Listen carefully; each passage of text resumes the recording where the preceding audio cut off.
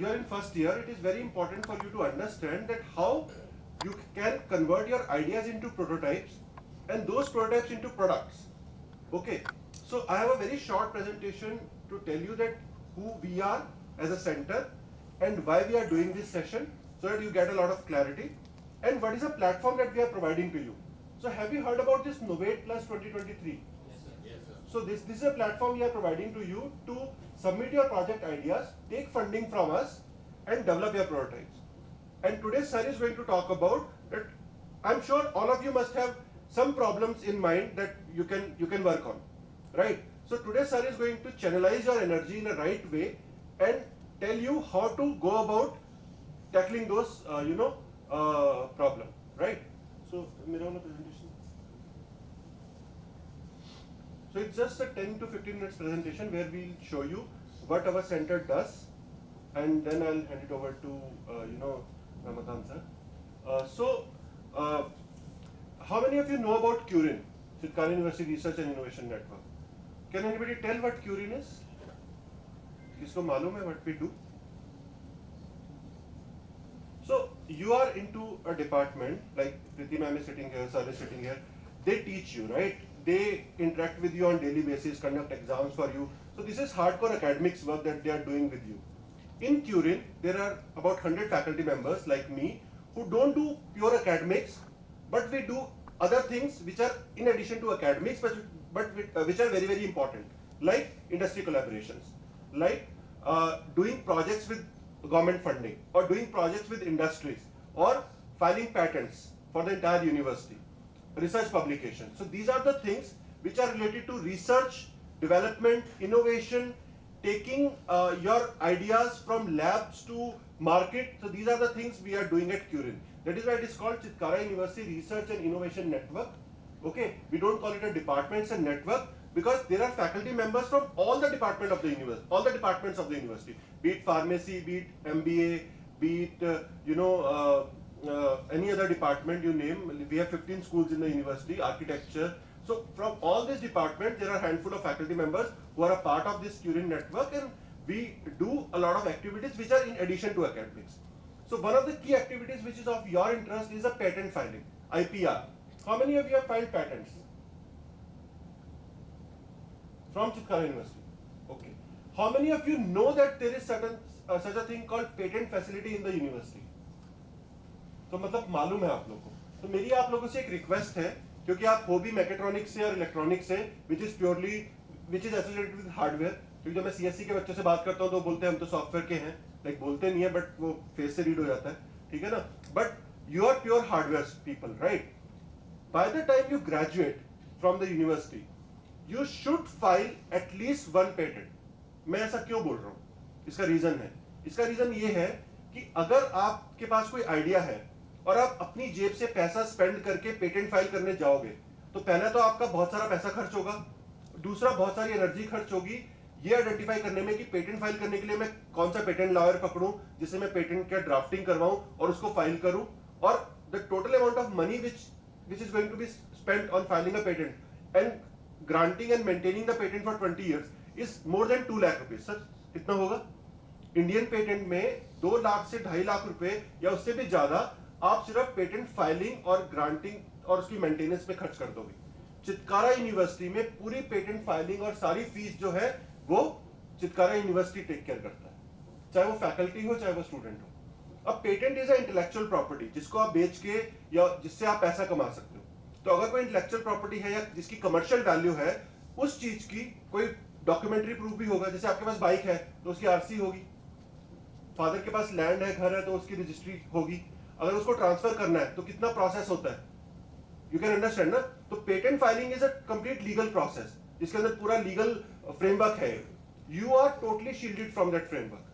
आपको सिर्फ अपना आइडिया लेके जाना है, आइडिया बताना है कि मेरा ये आइडिया है. Rest everything is taken care by Chitkara university. चाहे वो फी है, चाहे वो लीगल प्रोसेस है, चाहे वो कुछ भी है. Isn't it a cool thing?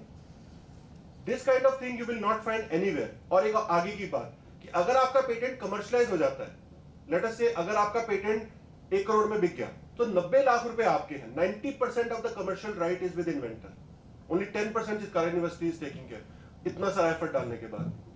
So make sure by the time you graduate, you should have at least one patent, in your name. ठीक है? मेरे को slide change कर दो. Thanks.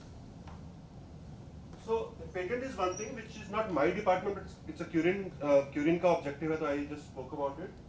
So my department is New Gen IDC, New Generation Innovation and Entrepreneurship Development Center. This center has been set up by Government of India in Chitkara University. It's a big thing. Government of India ने हमारे को 2.87 करोड़ की funding दी है सिर्फ student project को support करने के लिए. Not faculty project, not research project, only student project. ये सारा पैसा हम सिर्फ स्टूडेंट प्रोजेक्ट पे खर्च कर सकते हैं. ठीक है? सो हम क्या करते हैं सेंटर में? We provide funding, we provide mentoring support, we provide fabrication support. कि अगर आपको प्रोटोटाइप बिल्ड करने में बताऊंगा कि फैब्रिकेशन का क्या मतलब होता है when we have certain slides, और जब सर की बात सुनोगे तो देन आपका थोड़ा दिमाग खुलेगा कि कैसे एक्चुअली में फैब्रिकेशन किया जाता है. ठीक है ना? So this is what we have been able to do so far. 1.8 crore rupees से ज्यादा हम बच्चों को दे चुके हैं, hard cash. I am not talking about कि किसी को ट्रैवल के लिए सपोर्ट कर दिया, किसी कंपटीशन में जाना है, या किसी को कोई कंपोनेंट्स खरीद के दे दिए, जैसे तो इसको हम बोलते हैं काइंड में, कि काइंड में सपोर्ट कर दिया और यहाँ पे वैल्यू लिख दी कि इतने वैल्यू का हमने सपोर्ट किया. No, this 1.8 crore is hard cash which we have put in the pockets of students to do projects. And students have been able to do 96 projects अभी तक हमने सपोर्ट किए हैं टोटल इन द सेंटर, जिसमें से 49 के patents file हो चुके हैं और 15 स्टार्टअप जो है वो बन चुकी है. 15 startups which have only come out of this center. वैसे पूरी यूनिवर्सिटी की बात करें तो इंक्यूबेशन सेंटर के पास 185 स्टार्टअप्स है which they claim, but what I'm saying is in my center by students they have taken money from us, did a prototype करने के बाद they got more funding and that is how they started their company, which is a big thing. और मैं एक और चीज इसमें आपको यहाँ पे क्लेम करना चाहूँ कि इनमें से 15 स्टार्टअप है, ये कुछ फोटोग्राफ्स है, इनके लोगोस हैं स्टार्टअप्स के. 15 में से कुछ 2-3 स्टार्टअप्स में ये क्लेम कर सकता हूं इजीली कि जिनका स्टार्टअप करने में कोई इंटरेस्ट नहीं था. They did project just for the sake of doing a project. ये एक अपॉर्चुनिटी है, प्रोजेक्ट कर लिया. But when they got encouragement, when they showed their prototype to external stakeholders या किसी को दिखाया, ठीक है, वहां से उनको इंकरेजमेंट मिला and then they started their company. होता है ना, not everybody from the day one is driven to become entrepreneur. अगर किसी ने MS धोनी मूवी देखी हो तो आपने उसमें देखा होगा कि Mahendra Singh Dhoni didn't want to become a cricketer, he wanted to become a footballer, but then somebody motivated him और प्रोवाइडेड अ प्लेटफॉर्म. ठीक है ना?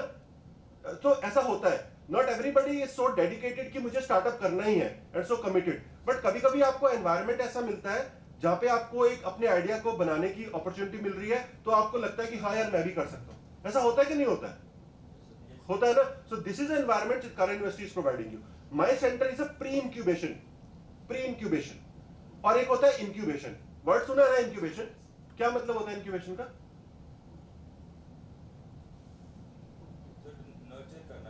बिल्कुल, बहुत अच्छा आंसर दिया एक छोटे से सेंटेंस में. नर्चर करना. जैसे हॉस्पिटल में इंक्यूबेटर होते हैं, जब न्यूबॉर्न बेबी होता है, अगर वो बहुत फ्रेजाइल है बेबी, तो उसको इंक्यूबेटर में रखा जाता है ताकि उसको नर्चर किया जाए, ताकि वो अच्छे से ग्रो कर सके, सर्वाइव करे और अच्छे से ग्रो कर सके.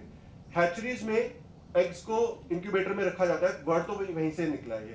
तो स्टार्टअप्स जो होती हैं, बहुत सारी स्टार्टअप्स, खासकर टेक्नोलॉजी बेस्ड स्टार्टअप्स, वो यंग लोगों से आती हैं, आप जैसे लोगों से. अगर आपने कहीं आप ये फैक्ट पढ़ोगे कि जितनी भी स्टार्टअप्स हैं और जितने भी मिलियनियर्स हैं जो टेक बेस्ड स्टार्टअप से मिलियनियर्स बने या बिलियनियर्स बने, वो 35 की एज तक बन गए. तो दैट मींस 2022 की एज में उन्होंने काम स्टार्ट करना शुरू कर दिया होगा, या उससे भी पहले. Elon Musk started his first company at the age of 13. ठीक है ना? सो इतनी कम एज में आपके पास आइडियाज होते हैं, आपके पास बहुत सारी एनर्जी होती है, बट आपके पास वो एनवायरनमेंट नहीं होता है, वो सपोर्ट नहीं होता है और वो पैसा नहीं होता है ताकि आप अपने आइडियाज को कन्वर्ट कर सको. So this is where incubator come into picture. Incubator वो आपको एक एनवायरनमेंट देता है, आपको बैठने के लिए ऑफिस दे देगा जहां पे आप अपने क्लाइंट से मिल सकते हो, अपनी टीम मीटिंग्स कर सकते हो, आपको पैसा दे देगा, आपको मेंटरिंग सपोर्ट दे देगा. सो that is the meaning of incubator. ठीक है ना? ये तो आपको क्लियर हो गया होगा. Now my centre is a pre incubation centre. इसका क्या मतलब है? प्री इंक्यूबेशन इज बेसिकली कि मान लो अगर आपको एक ग्लास बनाना है, आज की डेट में ग्लास एग्जिस्ट नहीं करता है पानी होल्ड करने के लिए, आपके पास ग्लास का आइडिया है. अब कोई आइडिया सुन के तो आपका पैसा दे नहीं देगा, आपको उसका प्रोटोटाइप बनाना पड़ेगा. प्रोटोटाइप बनाने के लिए चाहिए पैसा, पैसा आपके पास है नहीं या आप लगाना नहीं चाहते हो, तो अल्टीमेटली क्या होगा? वो आइडिया कभी बनेगा ही नहीं.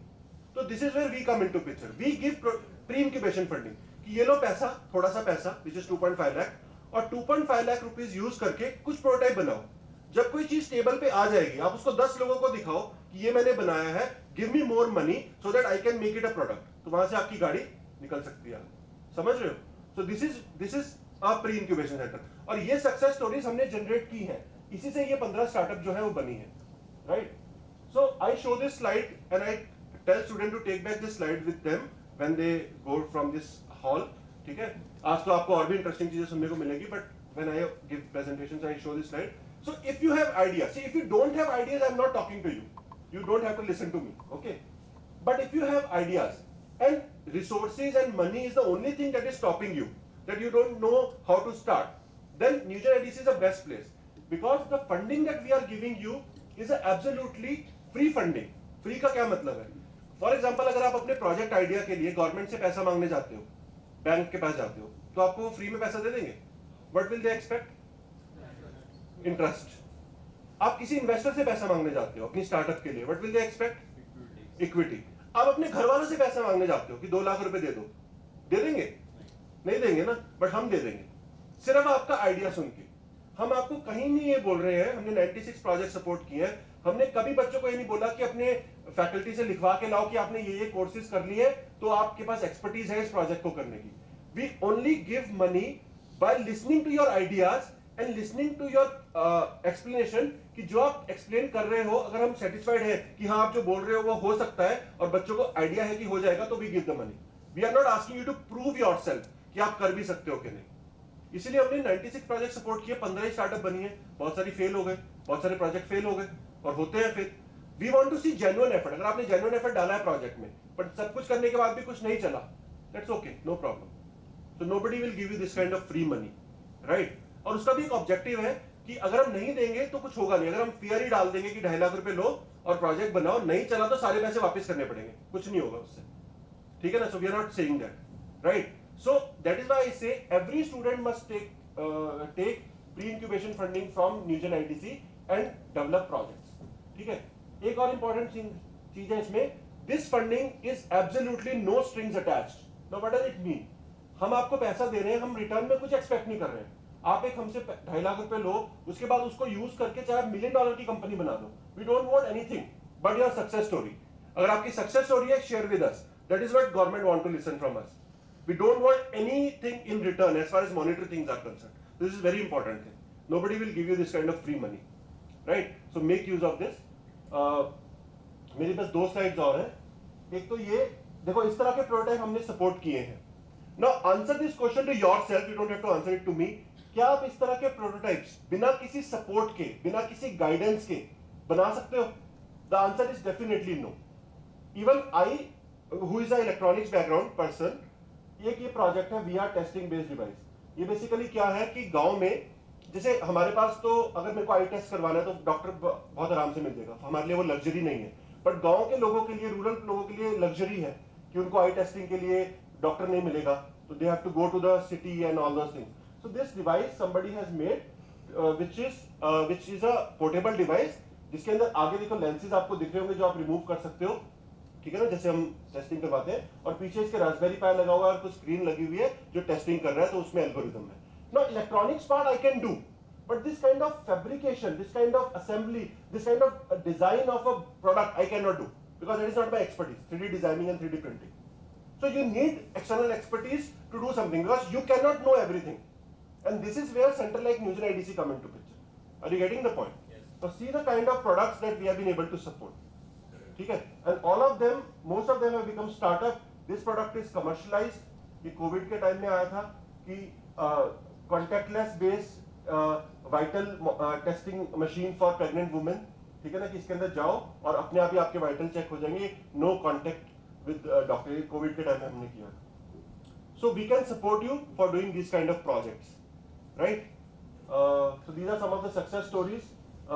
एक चीज मैं और बोलना चाह रहा था. आपके कुछ बच्चों के दिमाग में एक क्वेश्चन हो सकता है कि 2.5 लाख रुपए दोगे और 2.5 लाख रुपए से $1 मिलियन की कंपनी कैसे बन जाएगी. बट पॉइंट ये है कि when we give you 2.5 lakh rupees, you can make a prototype like this. You can show this prototype to 100 of people and then they can give you money. वो इस product के साथ हुआ. ये traffic light management system है, इसकी detail में मैं नहीं जाऊंगा। इन्होंने जब प्रोटोटाइप बनाया, मोहाली में ट्रैफिक सिग्नल पे एक्चुअली डिप्लॉय किया। आप ये सर्च कर सकते हो, Chitkara university traffic light management system Tribune, आपको मिल जाएगा गूगल पे। और उसके बाद उसने इंडिया फन फेस्ट एक कंपटीशन होता है, वहां से 80 लाख रुपए की फंडिंग जनरेट की, ठीक है ना। और आज की डेट में इसकी सक्सेसफुल स्टार्टअप है अनुपाय सॉल्यूशन प्राइवेट लिमिटेड। सिमिलरली ये एक प्रोडक्ट है, इसने गवर्नमेंट से, department of science and technology से 40 लाख की फंडिंग जनरेट की after taking money from us. So what I'm saying is we are giving you seeds which you can sow and you can nurture it with funding from other sources or things like that, right? Now this is Novate Plus 2023 that we are doing. This is my last slide. 15th of May is the last date. हम आपसे वही चीजें पूछ रहे हैं कि क्या problem statement है जिस पे आप काम कर रहे हो। प्रॉब्लम स्टेटमेंट जो है उसका कमर्शियल पोटेंशियल होना चाहिए। ऐसा नहीं है कि कोई भी आपका हॉबी प्रोजेक्ट है and that you want to do, ठीक है ना। So problem statement should have a commercial potential, that is one thing. Second thing, आप उसको कैसे सॉल्व करोगे, कैसे सॉल्व करोगे में आपने टेक्निकल डिटेल्स देनी है ताकि हम ये जज कर सके कि जो आप बोल रहे हो आपकी कैपेबिलिटी है कि नहीं इसको करने की। तीसरी चीज है बजट, पैसा हम दे रहे हैं आपको तो किस पे खर्च करोगे, डिटेल्ड बजट 2.5 लाख रुपीज का, 2.5 लाख और less, not more. These are the three things we are asking. Scan करोगे, आप वेबसाइट पे चले जाना, there is a QR code which you have to scan and submit the application and you can apply. 15th May is the last date. So my request is that everybody should at least try.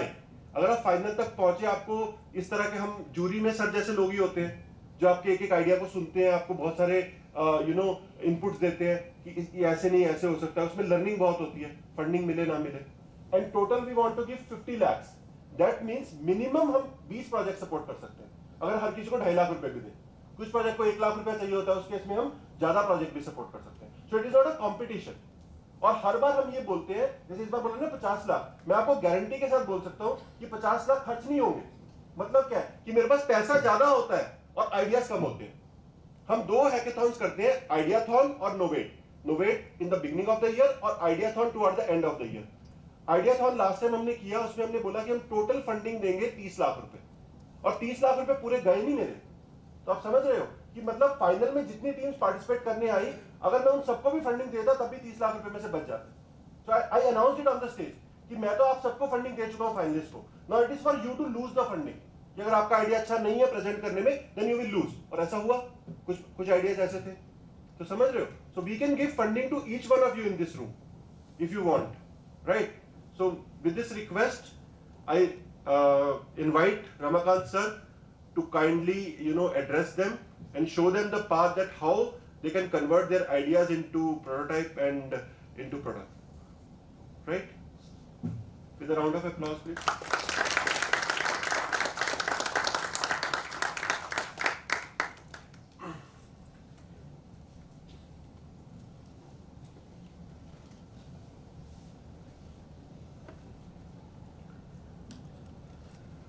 Good morning, friends. Good morning, sir.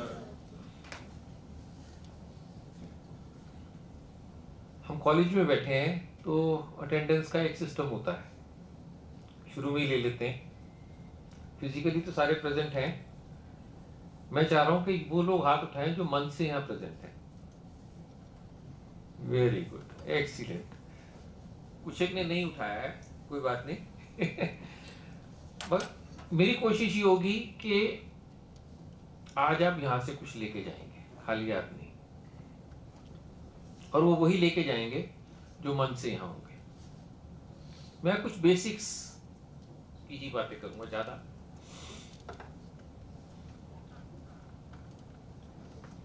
एक है prototype से manufacturing तक की journey,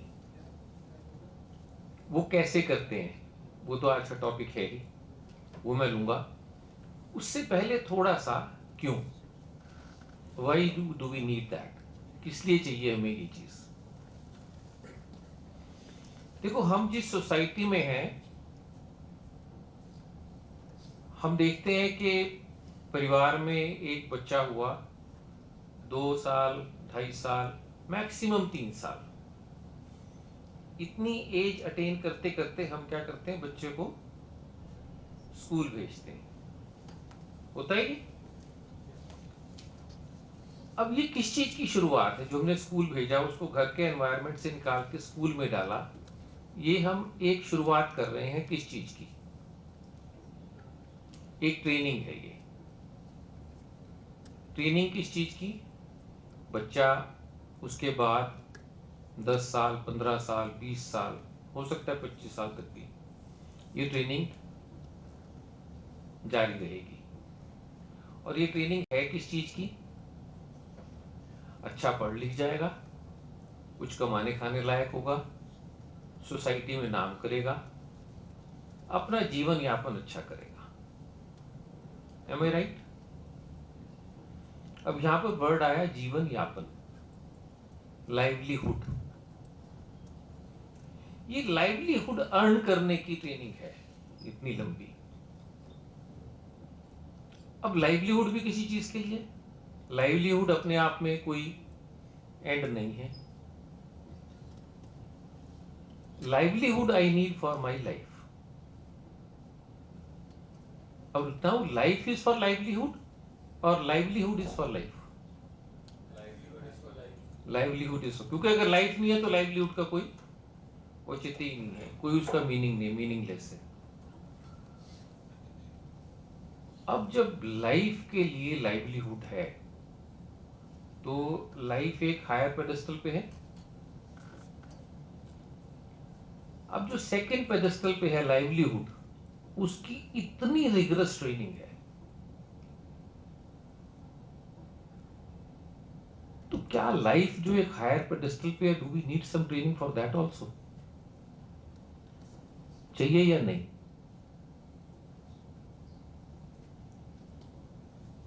हम छोटी छोटी चीजें, एक मेरा मोबाइल ही है, मैं लाता हूं मोबाइल और मुझे लगता है यार इसके क्या फीचर्स हैं। छोटा सा इंस्टांस शेयर करूंगा तुमसे, पुराना, जब मोबाइल आए थे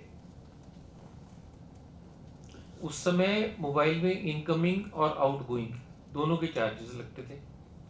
आप अपने सर्कल से बाहर चले जाओ तो रोमिंग चार्जेस अलग लगते थे। मेरे मामा जी आए रुड़की से और उन्होंने नया नया मोबाइल खरीदा था।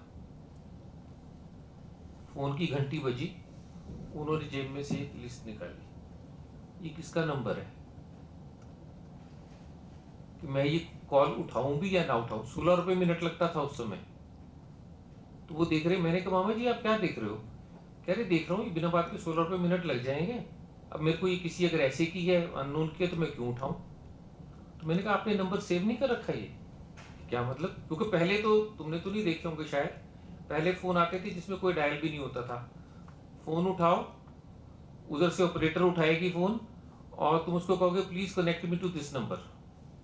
उसके बाद फिर वो उंगली से डायल करने वाले फोन आए। तो तब तक तो आप फोन बुक रखते थे अपने पास, फोन में तो स्टोरेज की कोई फैसिलिटी थी नहीं, और मामा जी को उस टाइप का कोई कंसेप्ट भी नहीं था, इसलिए से नंबर सेव हो जाते हैं। कहने का to cut the story short के उनको ये कंसेप्ट ही नहीं था कि फोन में ऐसे हम सेव कर सकते हैं।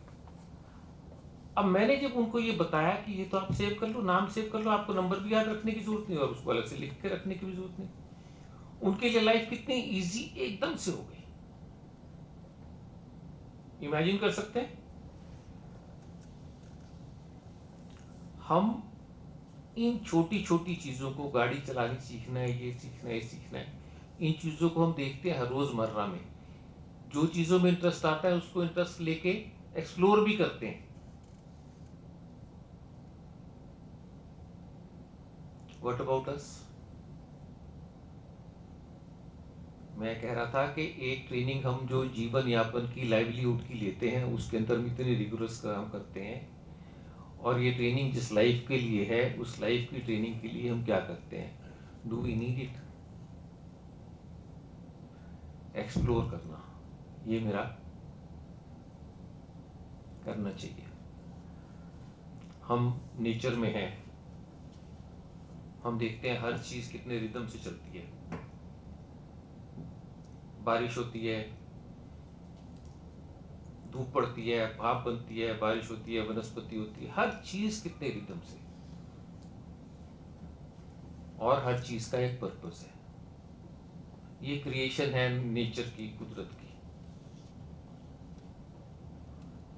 वैसे बाय द वे नेचर की सबसे बढ़िया क्रिएशन क्या है, can we think of? Ultimate,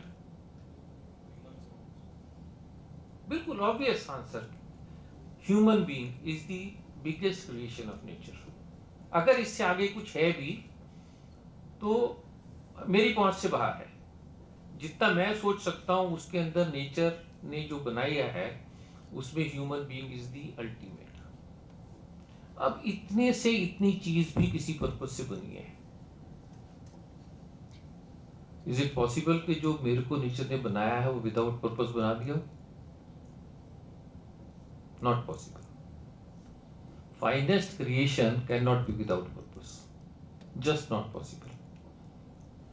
only thing is I need to explore the purpose of मी,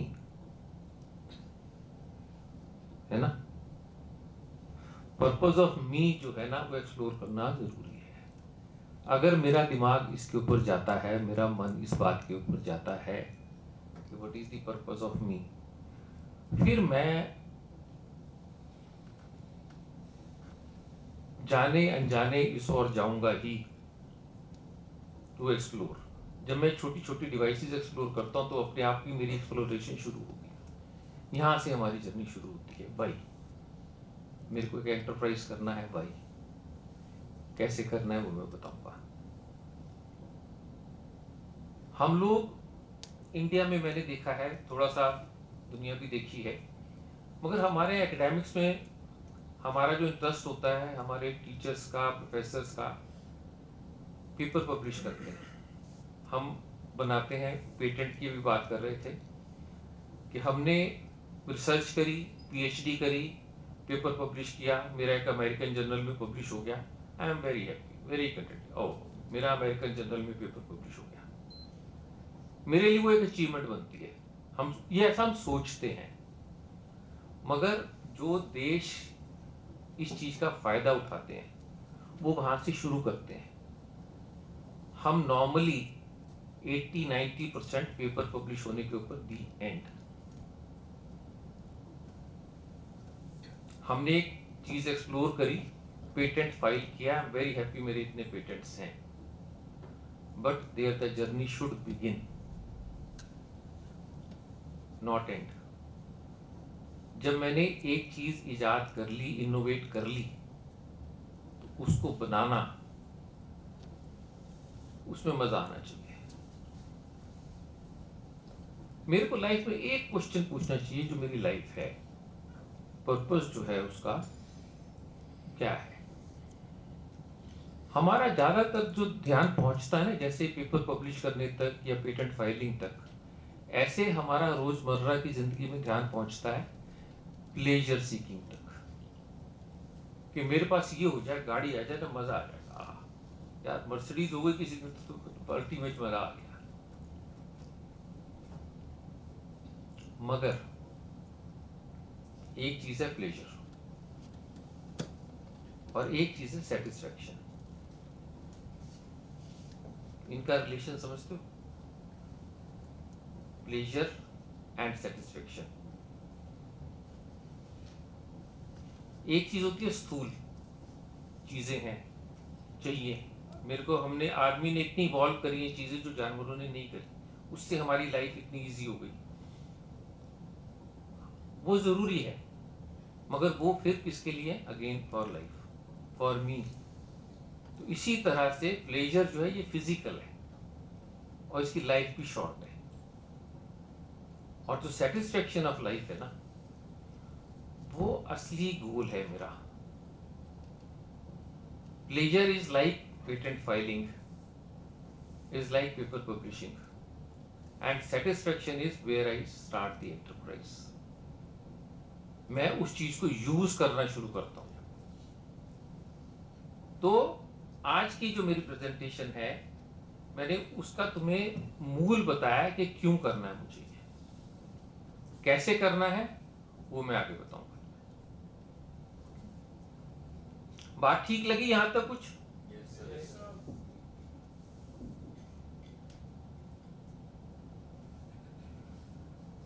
हाँ, pathway for prototyping product design to manufacturing.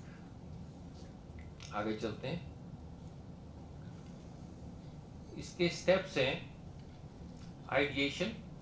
सबसे पहले हमें अपने दिमाग में खंगालते हैं कि मुझे करना क्या है। डिजाइन जस्ट बिगिनिंग का, फिर उसके बाद प्रोटोटाइप, टेस्टिंग एंड कैलिब्रेशन। ये मैंने ब्रॉडली उसको लिस्ट कर दिया है, मगर वन बाय वन इनको थोड़ा सा डिटेल में देखेंगे हम। Ideation, problem statement definition. हम जब कुछ करना है, मैं थोड़ा फोकस मैन्युफैक्चरिंग की तरफ रहेगा। जैसे सर ने पहले कहा कि हम लोग इलेक्ट्रॉनिक्स और मैकाट्रॉनिक्स के हैं। Software can be a part of our final product, but software is not our focus. हम यहाँ पर ओला उबर के लिए नहीं है, हम यहाँ मारुति और कार प्रोड्यूस करने के लिए हैं। कुछ सॉलिड एक आइडिया जो दिमाग में आया, उसको करके मुझे वो प्रोडक्ट हाथ में चाहिए, खाली दिमाग में नहीं, सॉलिड। उसके लिए हमने, जब हम सोचते हैं कि अगर जब मेरे दिमाग में पहला प्रश्न आया कि मैं अपना एंटरप्राइज करूंगा, तो क्या आता है दिमाग में? पहला क्वेश्चन, एक बड़ा सारा प्रश्न खड़ा हो जाता है सोचते ही, what is that? What is the problem that we're trying to solve? Exactly. What is the problem? Problem for a product. अगर हम प्रोडक्ट ढूंढने निकलते हैं ना, यार मैं ये बना लूं, मैं ये बना लूं, मैं टीवी बना लूं, मैं कार बना लूं, मैं मोबाइल बना लूं, या कुछ और बना लूं, उसी समय मुझे प्रोडक्ट तो नजर आ रहे हैं, मगर साथ साथ कंपटीशन भी नजर आ रहा है। Will I be successful in that? बड़ा मुश्किल है। By the way, what is the definition of a product? Simple. Product is nothing but a solution to a problem or a need. हमारी दादी जो है वो कपड़े धोती थी, तो वो एक लकड़ी की थापी होती थी, साबुन लगा के उससे पीट पीट के कपड़े धोए जाते थे। फिर किसी को आइडिया, यार कपड़े धोना तो रोजमर्रा की जरूरत है, किसी ने वॉशिंग मशीन बनाई, and that become a product. So what is it? It is a solution to a routine problem. अब प्रॉब्लम्स जो है वो तो खत्म नहीं हुई, प्रॉब्लम्स आर एवर ग्रोइंग। तो अगर हमारा ध्यान इस तरफ रहे कि instead of finding A product, I find a problem जो मुझे टच करे, यार ये एक ऐसी प्रॉब्लम है, अगर मैं इसका सोल्यूशन निकाल लूं, then I can convert it to a product.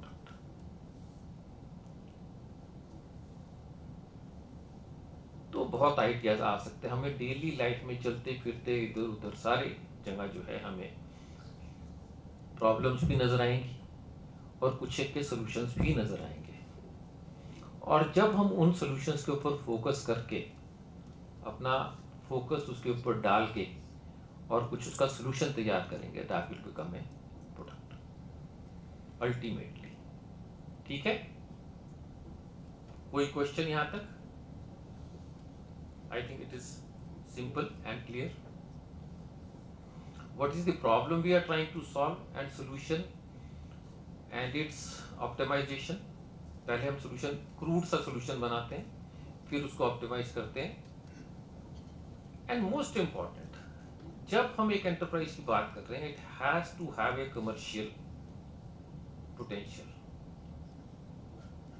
Mostly, not always. मैं फिलोथ्रॉपी भी कर रहा हो सकता हूं कि कुछ ऐसा जो समाज के लिए कर रहे हैं, उसमें we may not have a commercial angle to it, but generally commercial angle जब हम तुम्हारे लेवल पर अगर हम कर रहे हैं, स्टूडेंट लेवल पर हम कर रहे हैं, उस समय हमारे दिमाग में प्रॉफिट और अर्निंग्स, वो एक उसकी आउटकम चाहिए ही हमें।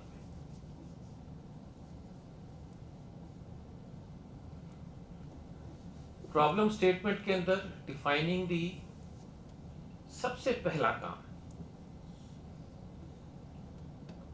जितना क्लियरली हो सके we write down the problem. Right, जब हम लिखते हैं ना किसी प्रॉब्लम को, जब हम राइट डाउन करते हैं तो मेरी क्लैरिटी अपनी बनती है उससे।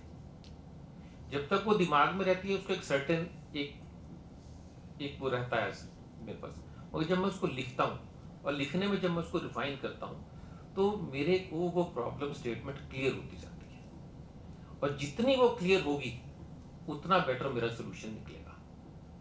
तो आइडियली हमें शुरू में ही अपनी प्रॉब्लम को, जिस चीज को हम सॉल्व करने जा रहे हैं, बहुत क्लियरली लिख लेना चाहिए।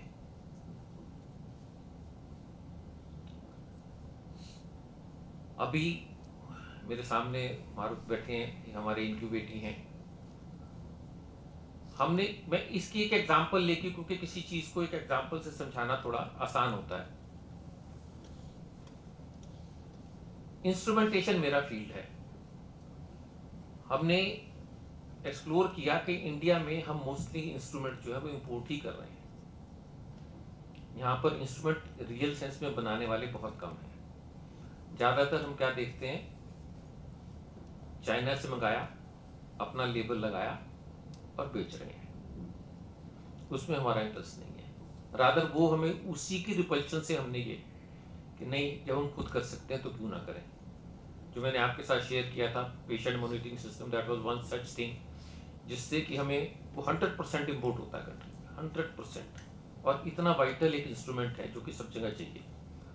हमने बेसिक सेंसर्स की नॉलेज को लेकर उसको शुरू किया, स्टूडेंट्स के ग्रुप्स बनाए, और उससे हमने उसको इंस्ट्रूमेंट को बिल्कुल जीरो से इवॉल्व करके आज वो एक फुली फंक्शनल प्रोडक्ट है। तो उनके अंदर हमने इंपोर्टेड इंस्ट्रूमेंट्स के अंदर प्रॉब्लम्स देखी, उनके इश्यूज भी देखे, और था कि हमने बनाना अपना खुद है। मगर जो से विदेशी प्रोडक्ट थे उनके अंदर में देखे क्या क्या चीज़ें अभी भी इसके अंदर स्टिल हमें लगता है कि शॉर्ट कमिंग्स हैं, ताकि जब हम बनाएं अपने इतने सालों के एक्सपीरियंस के साथ तो वो फिर एक वाकई एक उससे आगे प्रोडक्ट बने।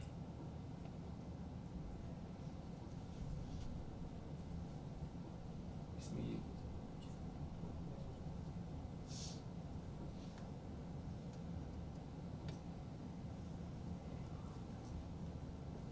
ये जो लेफ्ट पर देख रहे हैं आप तीन इंस्ट्रूमेंट्स, ये तीनों ही इंपोर्टेड प्रोडक्ट्स हैं, टेम्परेचर एंड ह्यूमिडिटी के।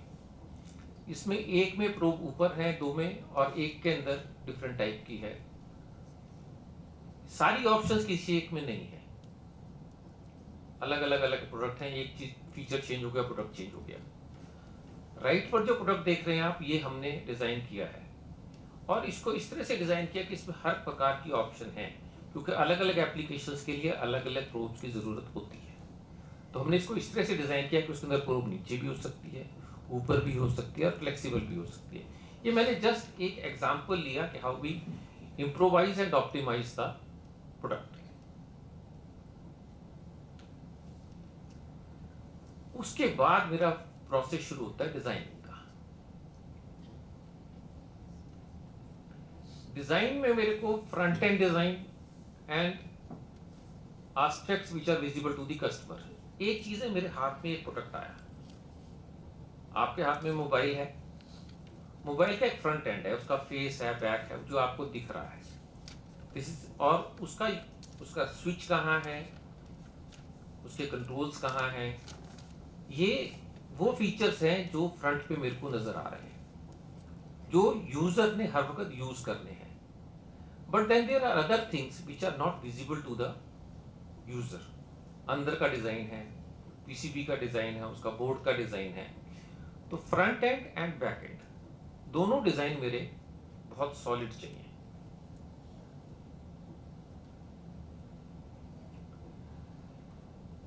विजुअलाइजेशन इसके अंदर बहुत बड़ा काम करता है। शुरू में जब मेरे पास, जैसे उन्होंने एग्जांपल लिया था ग्लास का, अभी नहीं है, मेरे दिमाग में आया कि एक कंटेनर हो जिसके अंदर कि मैं पानी भर के रख सकूं।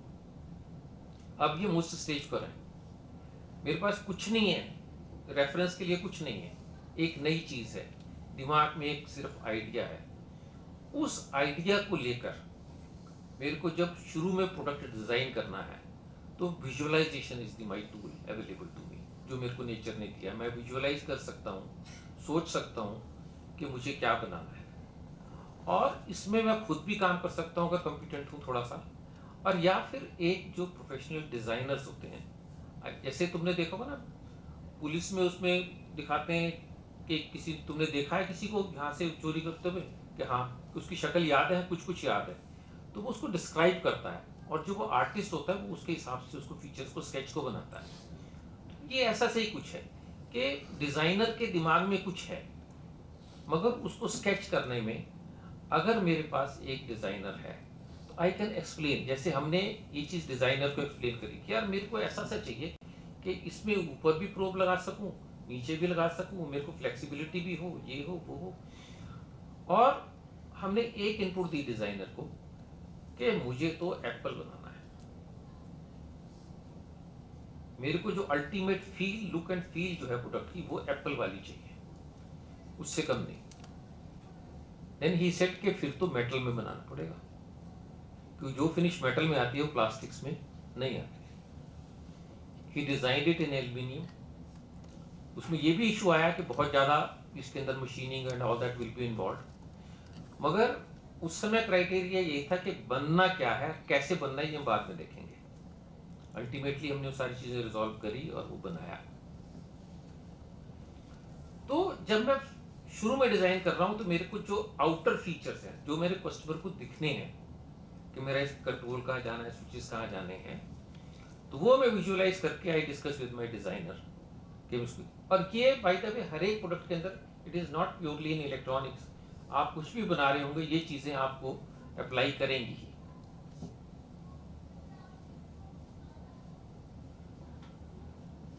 बैकएंड के अंदर स्पेसिफिकेशंस कि इसकी मेरा कौन सी बैंड पे काम करेगा, इसकी स्पेसिफिकेशंस क्या होंगी। जैसे इंस्ट्रूमेंट है तो उसके अंदर क्या चीज़, कौन से पैरामीटर्स इसने मेजर करने हैं, जैसे हमारे केस में टेम्परेचर है, ह्यूमिडिटी है और चीज़ें हैं। कंपोनेंट सिलेक्शन है, स्कीमेटिक्स हैं। ये जब हम डिज़ाइन करने जाते हैं इंस्ट्रूमेंट को तो ये सारी चीज़ें इन्वॉल्व होनी शुरू हो जाती हैं। जैसे मैंने एग्जांपल लिया स्पेसिफिकेशन, सबसे पहले अगेन राइटिंग डाउन कि मेरे को क्या बनाना है। मेरा अगर एक टेम्परेचर इंस्ट्रूमेंट में बना रहा हूँ, ये बहुत ज़्यादा टेक्निकल हो रहा है, आई नो थोड़ा सा बोरिंग हो रहा होगा कुछ के लिए, मगर आप उसको एक एग्जांपल की तरह से लें। ये स्पेसिफिकेशंस आप कुछ भी डिज़ाइन कर रहे होंगे तो वहाँ पर आपको अप्लाई कर रही होंगे। अलग अलग पैरामीटर्स हो सकते हैं, अलग अलग स्पेसिफिकेशंस हो सकती हैं। जैसे हमारे इसके अंदर था कि रेंज कितनी होगी टेम्परेचर मेजरमेंट की जिसके लिए मैं डिज़ाइन कर रहा हूँ, उसकी रेजोल्यूशन काउंट कितना होगा, ये सब चीज़ों का आपको ध्यान देना पड़ेगा। और उसकी कम्युनिकेशन नीड्स क्या हो सकती हैं, whether I need it with a Bluetooth और a WiFi connectivity and all that. तो सारी चीज़ें मेरे को शुरू में डिफाइन करनी पड़ती है। Then comes component selection.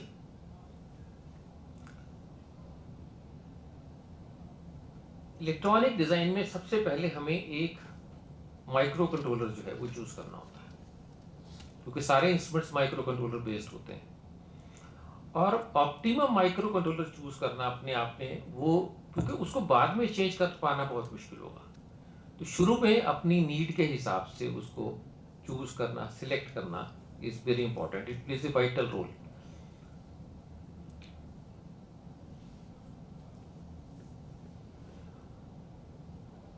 Sensor selection, sensor selection is very very critical, क्योंकि मेरे को जो भी फंक्शन करना है उसके क्वाइट लाइकली उसके फ्रंट एंड के ऊपर एक सेंसर इन्वॉल्व होगा।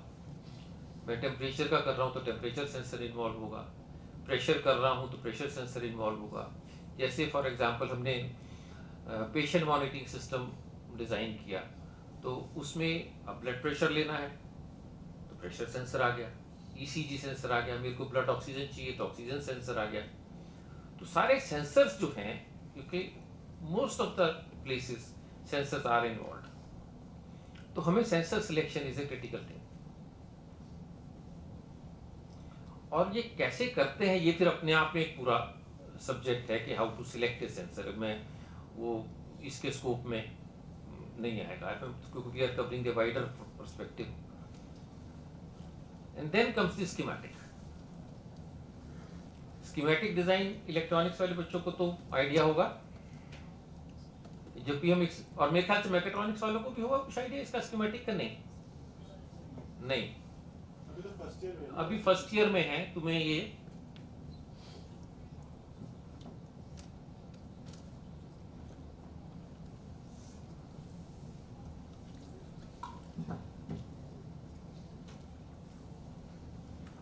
मैकेट्रॉनिक्स में आएगा ये सर्किट डिजाइन है सर, लेटर स्टेज पे आएगा, ये आएगा तुम्हारे पास भी, मैकेट्रॉनिक्स में भी आएगा ये schematic design. Schematic design is nothing but the कि भी मेरा सर्किट जो है कैसे बनेगा, कैसे वो सिग्नल फ्लो होगा, उसका जो डायग्राम है उसको स्कीमेटिक कहते हैं। अब ये प्रोडक्ट डिजाइन का एक बड़ा वाइटल पार्ट है, जो तुम्हें एक्सपोजर मिलना है, उनको कुछ कुछ एक्सपोजर है स्कीमेटिक का, क्योंकि यही लीड करेगा आगे।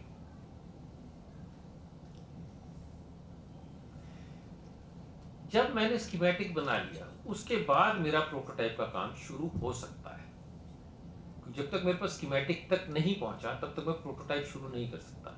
मैं लाया हूं कुछ फिजिकल एग्जांपल्स भी, एक मिनट दिखा देता हूं।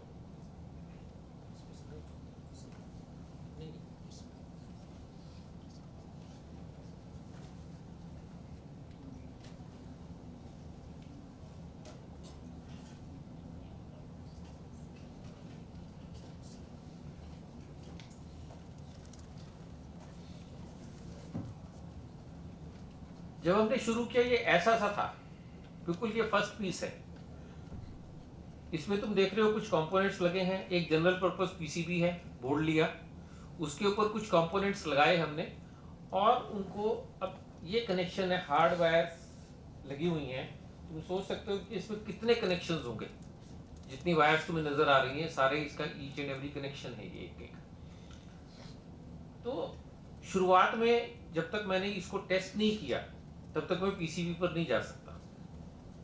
तो ये इस प्रकार का प्रोटोटाइप हमें बनाना शुरुआत में जरूरी होता है। हमने ये बनाया, और उसके बाद अल्टीमेटली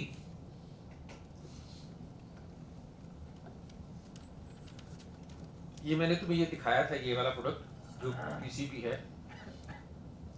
आजकल आर्डिनो पे काम करते हैं बच्चे, ये आर्डिनो पे कर रहे हो। तो आजकल आर्डिनो जो है, आर्डिनो और इस प्रकार के टूल्स बहुत अवेलेबल हैं।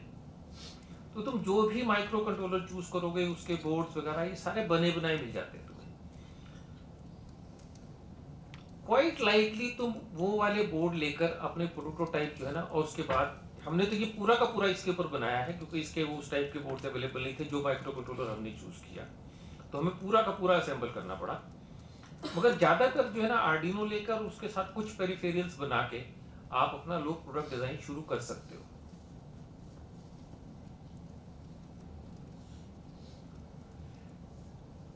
इसके बाद जब मैंने ये बना लिया, तो अब इसमें माइक्रो कंट्रोलर तो आज की डेट में इनवेरिएबली होगा ही होगा। अब जब माइक्रो कंट्रोलर है तो उसका कोड भी लिखना पड़ेगा। तो हम कोड इसका लिखकर और इसी लेवल पर कोड और हार्डवेयर, सॉफ्टवेयर और हार्डवेयर दोनों को इसी लेवल पर टेस्ट कर लेते हैं। एंड इफ नीड भी हो सकता है हमें कुछ ट्वीकिंग करनी पड़े, कुछ उसके चेंजेस करने पड़े, उस लेवल पर ही हम इसके चेंज करके अपने कोड को और स्कीमेटिक को दोनों को बहुत फाइन ट्यून कर लेते हैं। जब मेरा ये टेस्ट हो गया, कोड भी टेस्ट हो गया और हार्डवेयर भी टेस्ट हो गया, उसके बाद मेरे को इसी के ऊपर अब टेस्टिंग एंड कैलिब्रेशन।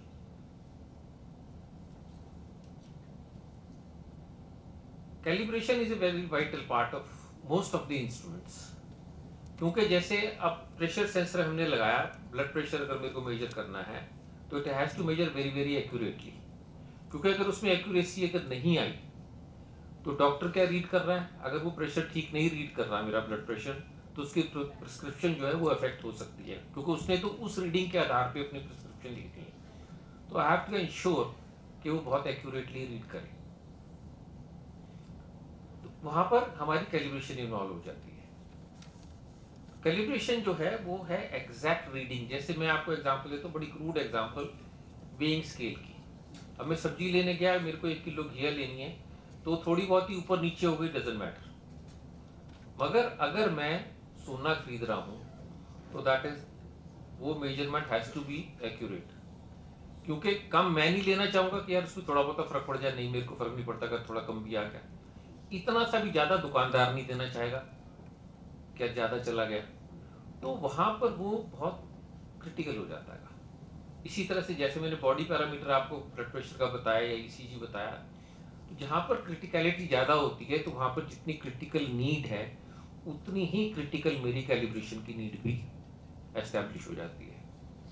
तो वी हैव टू एंश्योर, तो हम इसी लेवल पर कि भी एक चीज से कैलिब्रेट होगा भी या नहीं, जब मेरे को ये रिजल्ट देगा वो ठीक आएंगे या नहीं, तो इसी लेवल पर हम उसको भी, और उसके अंदर फिर अगर कहीं कोई उसकी जरूरत पड़ी तो हम उस पर सर्किट के अंदर, स्कीमेटिक के अंदर या सेंसर में उसकी ट्विकिंग करके इसी लेवल पर वो चेंजेस कर लेते हैं। टेस्ट पॉइंट्स, जब हम ये कर रहे हैं तो मेरे को पता है मैंने जब इसको थाउजेंड्स में क्रिएट करना है, मैं एक तो नहीं बनाना ना, मैंने, मेरा एम क्या है, इसको मास प्रोड्यूस करना। जब मैं मास प्रोड्यूस करने जाऊंगा तो मेरे को इसके अंदर टेस्ट पॉइंट्स इन्वॉल्व होंगे, तो वो हमें विजुअलाइज इनिशियली करने पड़ते हैं कि हम वो टेस्ट पॉइंट्स को इनिशियली विजुअलाइज करके उसका प्रोविजन अपने सर्किट में करते हैं, ताकि हम उसको मास प्रोड्यूस करते वक्त उन टेस्ट पॉइंट्स को, मेरे को पता है कहाँ पर डिफाइन कर दिया, कि देख लिया कि यहाँ पर ये आना है, यहाँ पर इतनी वोल्टेज आनी है, यहाँ पर इतना करंट आना है, वो मैंने इसी समय डिफाइन कर दिया और मैंने अपने स्कीमेटिक में वो डाल दिया।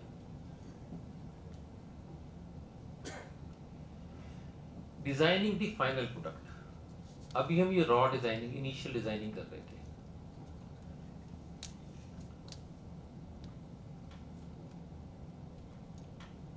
फ्रंट एंड डिजाइन है, ये मैंने आपको बता दिया। Designing the enclosure, before I go for PCB, मेरे को इसका एनक्लोजर, क्योंकि अल्टीमेटली जैसे हमारा पीसीबी डिजाइन किया हुआ है, ये पीसीबी तो नहीं कस्टमर के हाथ में जाना, कस्टमर के हाथ में तो जैसे तुम्हारा मोबाइल है तो फिनिश प्रोडक्ट हाथ में जाना है, तो मेरे को ये ख्याल रखना है कि कस्टमर इंटरेक्शन क्या होगा, तो उसको ध्यान में रखते हुए मेरे को सबसे पहले एक एनक्लोजर डिजाइन करना होता है। तो हम देखो, एक बड़ी सिंपल सी चीज है, जो दिखता है वो बिकता है। विजुअल अपील अगर नहीं है, aesthetic look and fill factor जिसको बोलते हैं हम लोग, अगर लुक एंड फील नहीं है तो उसकी प्रोबेबिलिटी ऑफ सेलिंग जो है उतनी कम हो जाएगी। एप्पल क्यों इतना ज्यादा बिकता है? क्योंकि उसकी लुक एंड फील इतनी स्मूथ है, एक नाम एस्टैब्लिश हो गया है। तो हमें वो लुक एंड फील की वो देनी कस्टमर को जरूरी है। तो वो जब हम शुरू में ही विजुअलाइज करते हैं कि मेरी, जब मैं हाथ में, मेरा प्रोडक्ट छोटा हो सकता है, वो मेरे को पता है यार, अगर मैं इसको ऑपरेट करना है तो बटन का size theoretically it can be very very only 1 mm का एक स्विच हो सकता है, और प्रैक्टिकली मेरे को उसको थंब से ऑपरेट करना है, तो मेरे को वो चीज़ें ध्यान में रखनी पड़ेंगी कि हाँ ये इतना साइज तो चाहिएगा, इससे बड़ा ना हो या इससे छोटा ना हो। वो सारे एस्पेक्ट्स देखते हुए मैं उसका एक आउटर शेल डिजाइन करते हैं हम लोग। और आउटर शेल डिजाइन करने के बाद फिर इंटरनल, जो मैंने कहा था आपका बैक एंड डिजाइन, फिर हम उन सब चीजों को एड्रेस करते हुए एक बोर्ड डिजाइन करते हैं, ये PCB.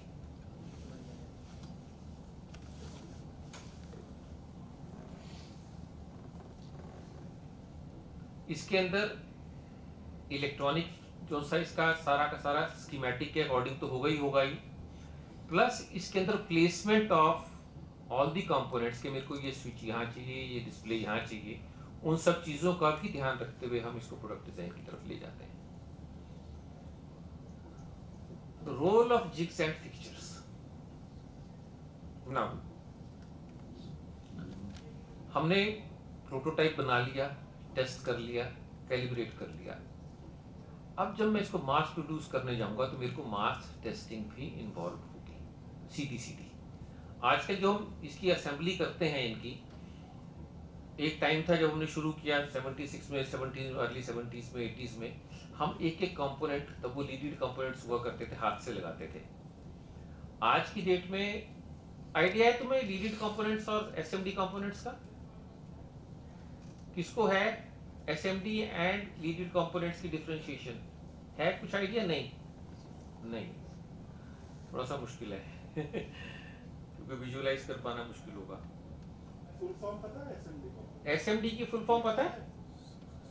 Anyone? Surface mounted devices, right, absolutely right. पहले कंपोनेंट्स जो आते थे वो उनमें लीड्स हुआ करती थी सारी, थ्रू होल बोलते थे उनको, कि वो उसमें से डाल के दूसरी साइड सोल्डर करते थे, दे वर थ्रू होल कंपोनेंट्स।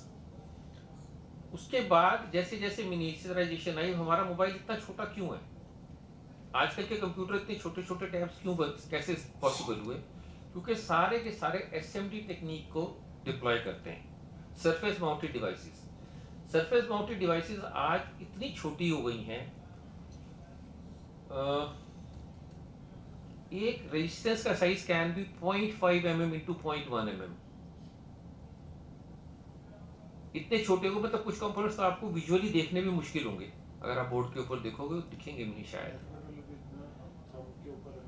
थंब इतने, अब आज की डेट में जो सी लीड स्पेसिंग है, अब वो सेंटर टू सेंटर पूरी लीड स्पेसिंग इज 0.35 mm। अब 0.35 mm के अंदर वो उसकी लेग भी आ गई, उसकी बीच की स्पेसिंग भी आ गई, इतने छोटे हो गए हैं। तो उसकी वजह से मेरी जो फाइनल डिवाइस है वो बहुत छोटी हो जाती है। मगर वो होते होते क्या होता है कि जब मेरे को इतना प्रिसाइज असेंबली करनी है तो मैनुअल असेंबली तो पॉसिबल ही नहीं है, एक पीस भी बनाना मुश्किल है मैनुअली। तो उसके लिए पूरा सेटअप आता है SMT line, surface mounting technology, कि हम इन टाइप के कंपोनेंट्स को कैसे असेंबल करें। तो इस प्रकार की जो सारी सुविधाएं हैं वो हमने अपने यहाँ क्रिएट करी हैं। तो खैर, मैं ये कह रहा था कि जब हमने ये डिजाइन कर लिया और ये बना लिया, तो अगर मेरे को ये थाउजेंड्स में बनाने हैं तो थाउजेंड्स में ये बोर्ड बन के टेस्ट भी होने हैं, कैलिब्रेट भी होने हैं।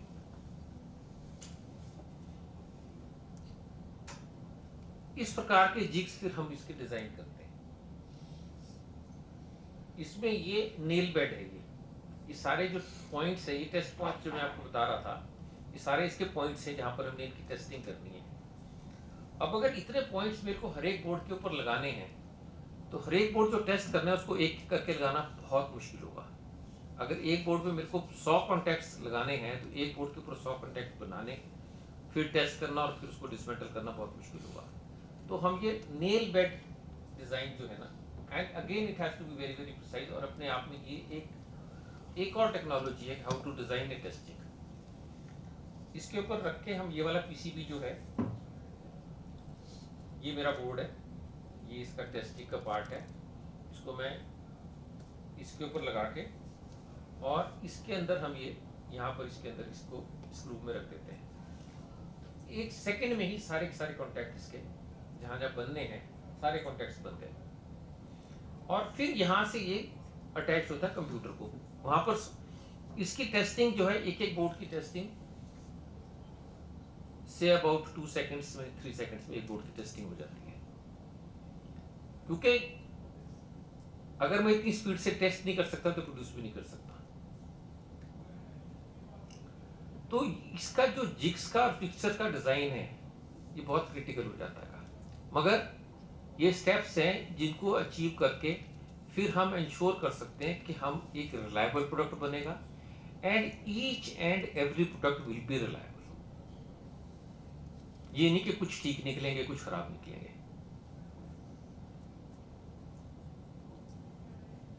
ये जो मैंने आपको अभी दिखाया, ये टेस्ट चिक, उसके बाद जब हमारा यहां तक हम पहुंच गए, फिर तो मेरी production planning and inventory management,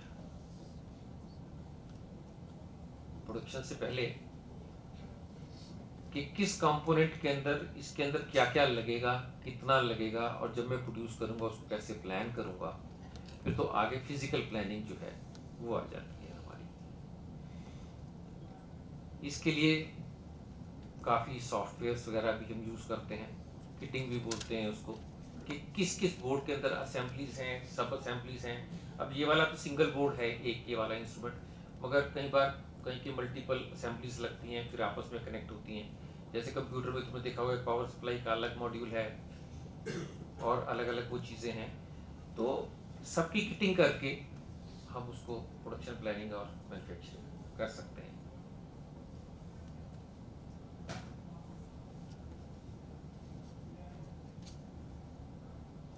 batch production and testing. अब ये सारा करने के बाद, before I go to the market, what I need to do, customer feedback is very very important. मैं जितना मर्जी सोच लूं, जितना मर्जी उसको पहले वो कर लूं, विजुअलाइज करने की कोशिश कर लूं, मगर जब कस्टमर के पास जाता है तो एक चीज जो हम ध्यान में रखते हैं इलेक्ट्रॉनिक प्रोडक्ट डिजाइन करते हुए, कि मेरा जो एंड यूजर है वो he is not an electronics engineer, he is a common man. जिसने मोबाइल डिजाइन करते हैं वो ये नहीं सोचता कि हाँ इसमें मैं इलेक्ट्रॉनिक्स क्या डालूं, पहले रहता है कि यूजर इंटरफेस क्या होगा, यूजर फ्रेंडलीनेस कितनी होगी, कितनी ईज ऑफ ऑपरेशन होगी, कि एक रिक्शा चलाने वाला भी आज मोबाइल आराम से ऑपरेट करता है जिसको कि बिल्कुल कुछ नॉलेज नहीं है। तो वो मगर हम एज ए इंजीनियर जब हम प्रोडक्ट डिज़ाइन करते हैं तो हमारे दिमाग में टेक्निकल चीज़ें ज़्यादा रहती हैं, तो इसलिए व्हाट वी नीड कि फाइनल प्रोडक्शन शुरू करने से पहले हम एक बैच प्रोडक्शन जो है ना वो करते हैं, few hundred pieces, before going in for thousands and millions, we produce a few hundred pieces, make them,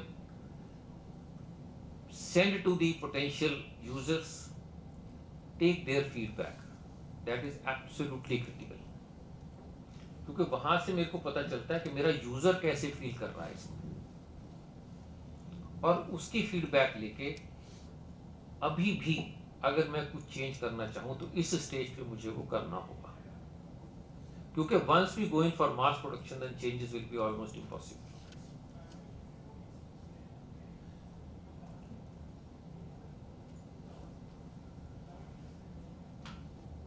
हाँ, now I come to our center.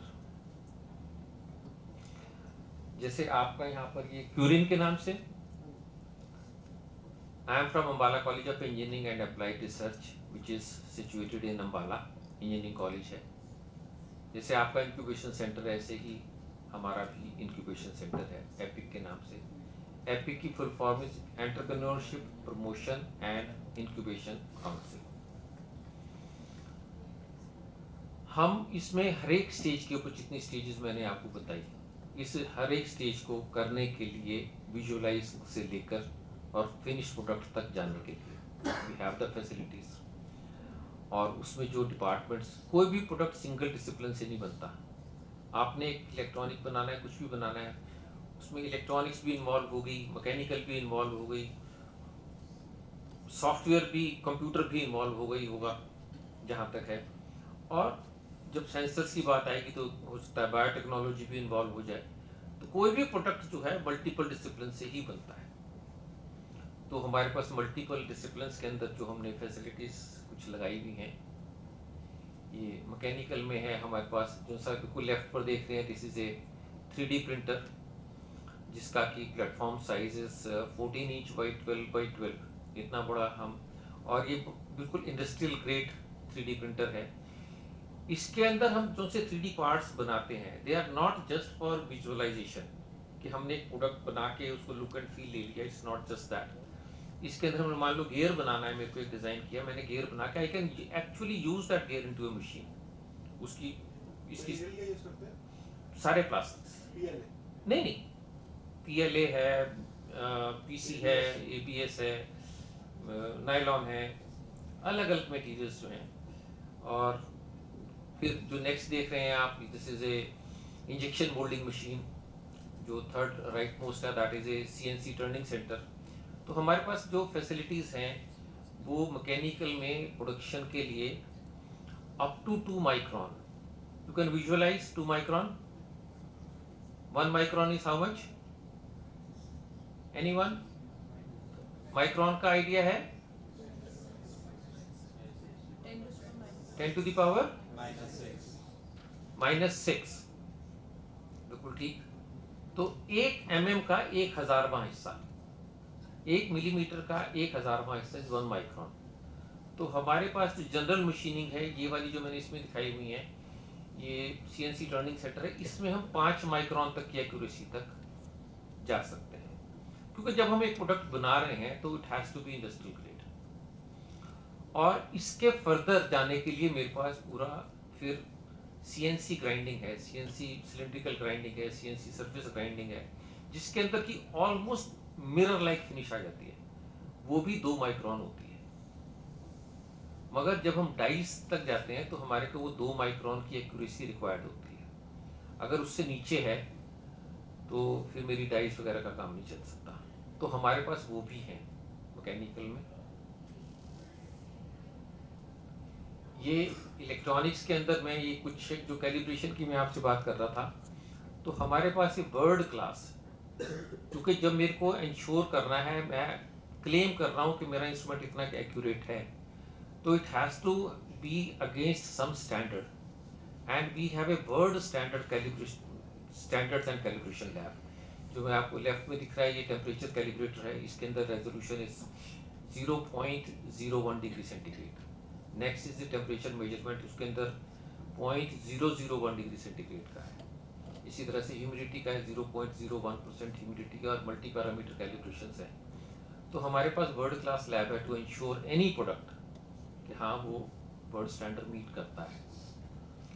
ये कुछ बायोटेक्नोलॉजी के अंदर मैं आपको कुछ एक पिक्चर्स शेयर कर रहा हूँ. ये इसके अंदर हमारे पास सारे protein purification, ELISA, PCR, autoclave, और ये जो आप लेफ्ट वाली पिक्चर है ये प्रोटीन प्यूरिफिकेशन की है. ये एक सिंगल इतना सा इंस्ट्रूमेंट जो है ये 32 लाख रुपए का है. कहने का मतलब ये है कि जब हमने जो भी चीज़ बनानी है, प्रोटोटाइप से शुरू करना है, तो प्रोटोटाइप को भी मेरे को उसी लेवल पे टेस्ट करना है जिसमें मेरा फाइनल प्रोडक्ट टेस्ट होना है. और ये सारी फैसिलिटीज़ अंडर वन रूफ हैं, तो उससे कहीं भागना नहीं पड़ता.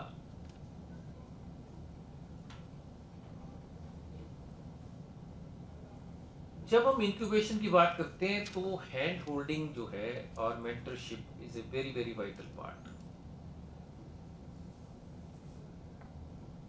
छोटी सी एग्जांपल है, मैं सर से बात कर रहा था.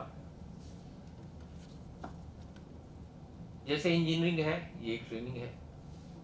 मेडिकल है, वो भी एक ट्रेनिंग है. इंजीनियर्स हम कैसे बनाते हैं?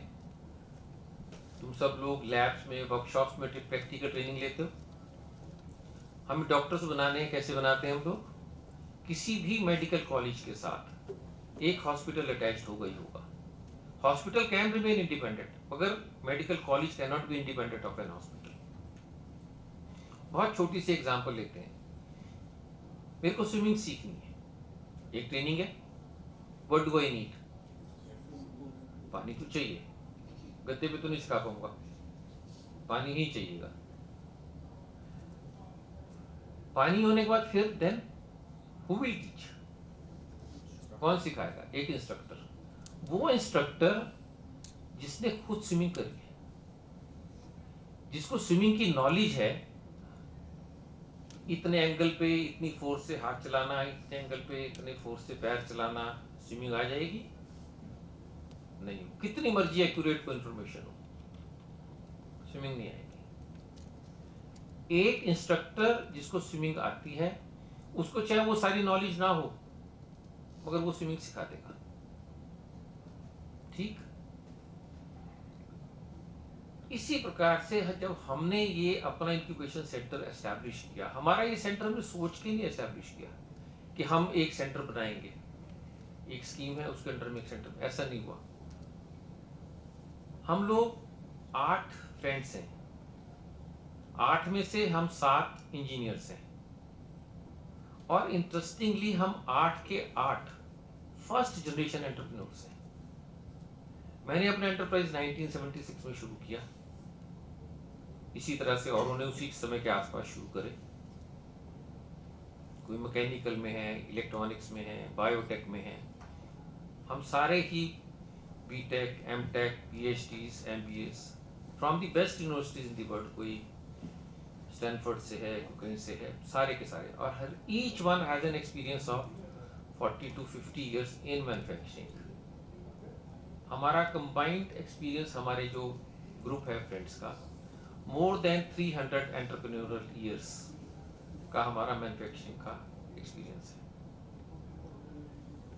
अब आके हमने सोचा कि एंटरप्रेन्योरशिप हमारे लिए कोई स्टार्टअप जो आज का हम बात करते हैं, स्टार्टअप हमारे लिए दो शब्द नहीं है, ये कोई नारा भी नहीं है, हमारे लिए ये जरूरत है हमारे देश की। क्यों? आज हम देखते हैं कि हम प्रोडक्ट इंपोर्ट कर रहे हैं धीरे धीरे। मैं अंबाला से हूँ, Ambala is a hub of microscope manufacturing. अगर कुछ को मालूम है ये बात? Ambala is a scientific city और माइक्रोस्कोप हमारा एक प्रोडक्ट है। 70s 80s तक हम मैन्युफैक्चरिंग करते थे, अभी भी करते हैं, मगर धीरे धीरे क्या हो रहा है, चाइना से इंपोर्ट करना शुरू करा। अच्छा यार, ये वाला मॉडल तो ना चाइना से सस्ता पड़ रहा है, यहाँ पर हम मंगाते हैं तो महंगा पड़ता है, यहाँ पर अगर हम बनाएंगे अपना तो महंगा पड़ता है, उससे अच्छा है कि चाइना से इंपोर्ट करो, अपना लेबल लगाओ और बेचो। क्या हुआ उससे? इफेक्ट क्या आया सोसाइटी पर? जब मैंने धीरे धीरे मैन्युफैक्चरिंग छोड़ी एज ए कंट्री, ये अंबाला का फिनोमिना नहीं है, ये कंट्री वाइड फिनोमिना है। मैंने धीरे धीरे अपनी मैन्युफैक्चरिंग छोड़ी, सीधा सीधा मेरी एम्प्लॉयमेंट जनरेशन के ऊपर, इंजीनियर्स की एम्प्लॉयमेंट खत्म। क्योंकि इंजीनियर्स वहां चाहिए जहां एक्चुअल प्रोडक्शन हो, एक्चुअल इनोवेशन हो, एक्चुअल हम प्रोडक्ट बना रहे हो, इनोवेट कर रहे हो। जहां पर सिर्फ लेबल लगाना है तो वहां इंजीनियर्स की जरूरत कहाँ है? इंजीनियर्स तो चाइना में चाहिए। जो लोग मैन्युफैक्चरिंग छोड़ रहे हैं, ये एक्चुअल मैन्युफैक्चरिंग जो छोड़ रहे हैं और ये कर रहे हैं, उनके पास पहले मारुति थी, अब मर्सिडीज आ गई, कोठियां और बड़ी हो गई। But what about the country? क्या मैं अपनी किचन, ये जो तुम्हारे जोमेटो और स्विगी है, उसके ऊपर चला सकता हूँ अपना घर? मेरे को कूपन मिल गया, कर लिया, मेरी किचन नहीं चलेगी उससे। I have to have my own kitchen. ऐसे ही as a country we have to have retain our manufacturing. अगर हम अपनी मैन्युफैक्चरिंग छोड़ते जाएंगे, कुछ ही दिनों में हम दूसरा पाकिस्तान होंगे कि हम कुछ नहीं बना रहे। नेक्स्ट इफेक्ट क्या आया मेरी कंट्री पर? जब हमने अपनी ऐसी मैन्युफैक्चरिंग कम धीरे धीरे कम हुई, क्या इफेक्ट आया? आज हम क्या कर रहे हैं? एम्प्लॉयमेंट जनरेशन इफेक्ट हुई।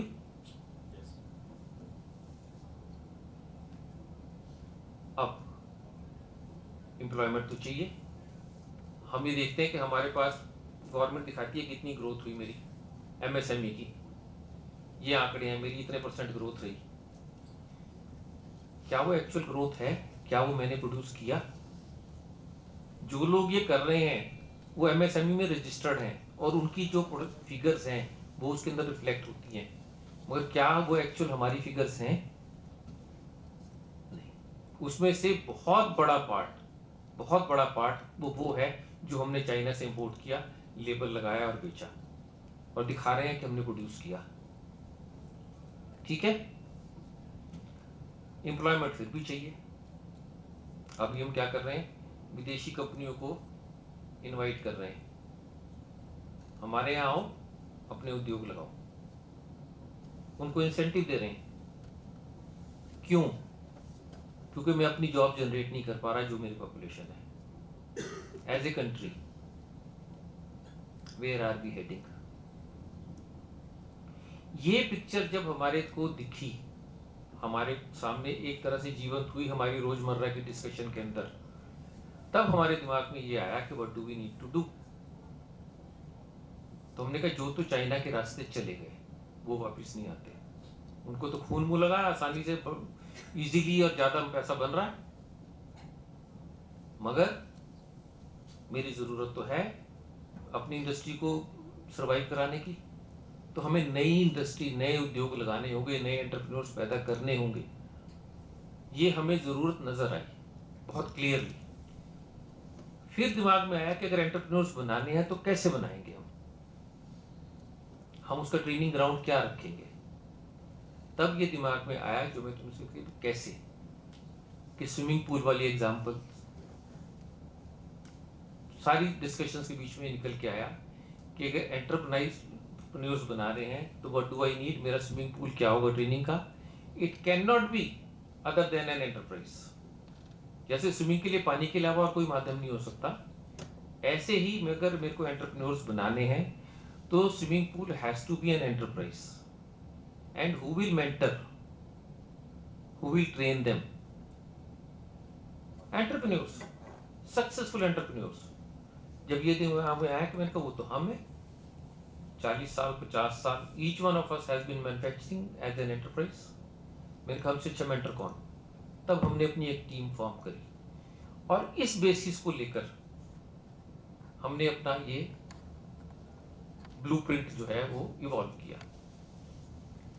इस ब्लूप्रिंट को लेकर मैं डीएसटी गया।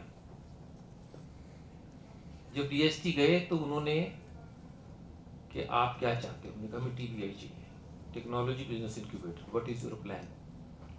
हमने कहा हमारा ये प्लान है। तब तक 53 टीबीआईज बने थे अक्रॉस द कंट्री। मैंने कहा आपने जितने भी टीबीआईज बनाए हैं किसी एक में, मैंने कहा आप एंटरप्रेन्योर्स बना रहे हो, आपका मैंडेट है डीएसटी का। मैंने कहा आप कैसे बना रहे हो? ब्लैक बोर्ड पर।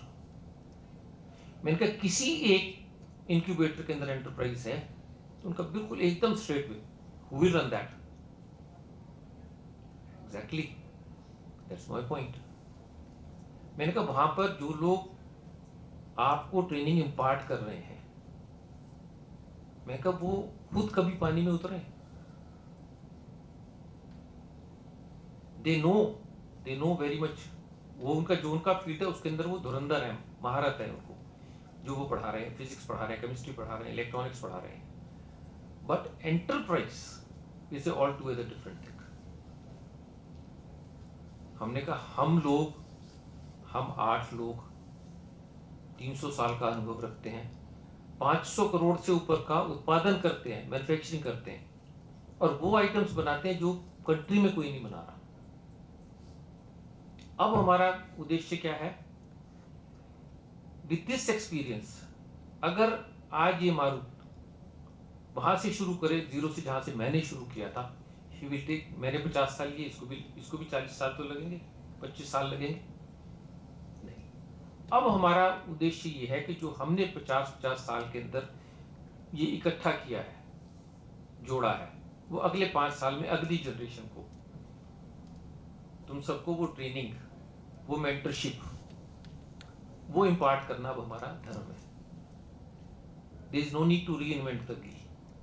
जो चीजें इवॉल्व हो चुकी हैं उसको अगली जनरेशन को सौंपना, वो पहली जनरेशन का धर्म होता है। इसी मंतव्य से आज मैं यहां हूं। तुम्हारा अपना एक इंक्यूबेटर है, बहुत अच्छी बात है, मगर कोई भी अपने आप में 100% पूरा नहीं होता। कुछ ना कुछ हर एक को रिक्वायर्ड होता है। आज आपने जो जो बातें करी उनमें से मेरे को लगता है हमारे को बहुत सारी चीज़ें चाहिए। IPR है, ये है, वो है, हम चीज़ें उसमें लैक कर रहे हैं, हम वो चीज़ें नहीं करते। हमारा फोकस बिल्कुल बहुत ज़्यादा सेंटर्ड है। मेरी बातचीत से भी आपको लग रहा होगा बहुत ज़्यादा टेक्नोलॉजी सेंटर्ड है हमारा विजन जो है, मगर वो एक बहुत वाइटल भी है। तो मैं आपसे रिक्वेस्ट करूंगा कि जहां हमें आपकी ज़रूरत है हम उसका फ़ायदा उठाएं। जहां आपके बच्चों को प्रोटोटाइपिंग करनी है, इस टाइप की हाई एंड मशीनिंग करनी है, हो सकता है आप वो फैसिलिटीज तो इकट्ठी कर सकते हैं, मगर वो जो एक्सपीरियंस है, मैं चाहता हूं कि एंटरप्रेन्योरशिप हमारा, इनका और मेरा अलग अलग नहीं है। ये रिक्वायरमेंट कंट्री की है और ये रिस्पॉन्सिबिलिटी भी हमारी जॉइंट है। तो मैं चाहते हैं जहां जो facility, Ambala is just not even 1 hour, 45 minute लगे हमें पहुंचने में आराम से। It is so near. तो जहाँ जहाँ हम कोलैबोरेट कर सकें, आई वुड लाइक कि हम उसके अंदर कोलैबोरेट करें और फायदा हमारी पूरी नेक्स्ट जनरेशन, हमारा कंट्री उठाए। फ्लो चार्ट सिंपल है। सबसे पहला कॉन्टैक्ट पॉइंट आप अपना आपके यहाँ पे कर सकते हैं। एक मेंटर चूज करें जो आपको गाइड कर सके, जिसके साथ आप अपना आइडिया एक्सप्लोर कर सकें, उसको उधेड़ सकें कि हाँ क्या है इसके इन्स एंड आउट्स, उसको बना के करके डिस्कस करके धीरे धीरे और अपने इंक्यूबेशन सेंटर में और सबके साथ डिस्कस करके हम उसको आगे बढ़ा सकते हैं। वही जो मैं अभी बात कर रहा था, इंक्यूबेशन एंड को incubation, you can be registered here and simultaneously whatever facilities you want to avail at our EPIC, we are 100% open, उनका फ़ायदा उठाएं। हमारे पास बीइंग ए कॉलेज हॉस्टल और मेस भी है। अगर बच्चों को वहाँ पर मान लो किसी को एक हफ्ता रहने की ज़रूरत पड़ती है, कुछ दिन रहने की ज़रूरत पड़ती है, वो बेसिक फैसिलिटीज़ भी सारी की सारी वहाँ से प्रोवाइड हो सकती हैं। एंड अब अगर आपके कोई क्वेश्चंस हैं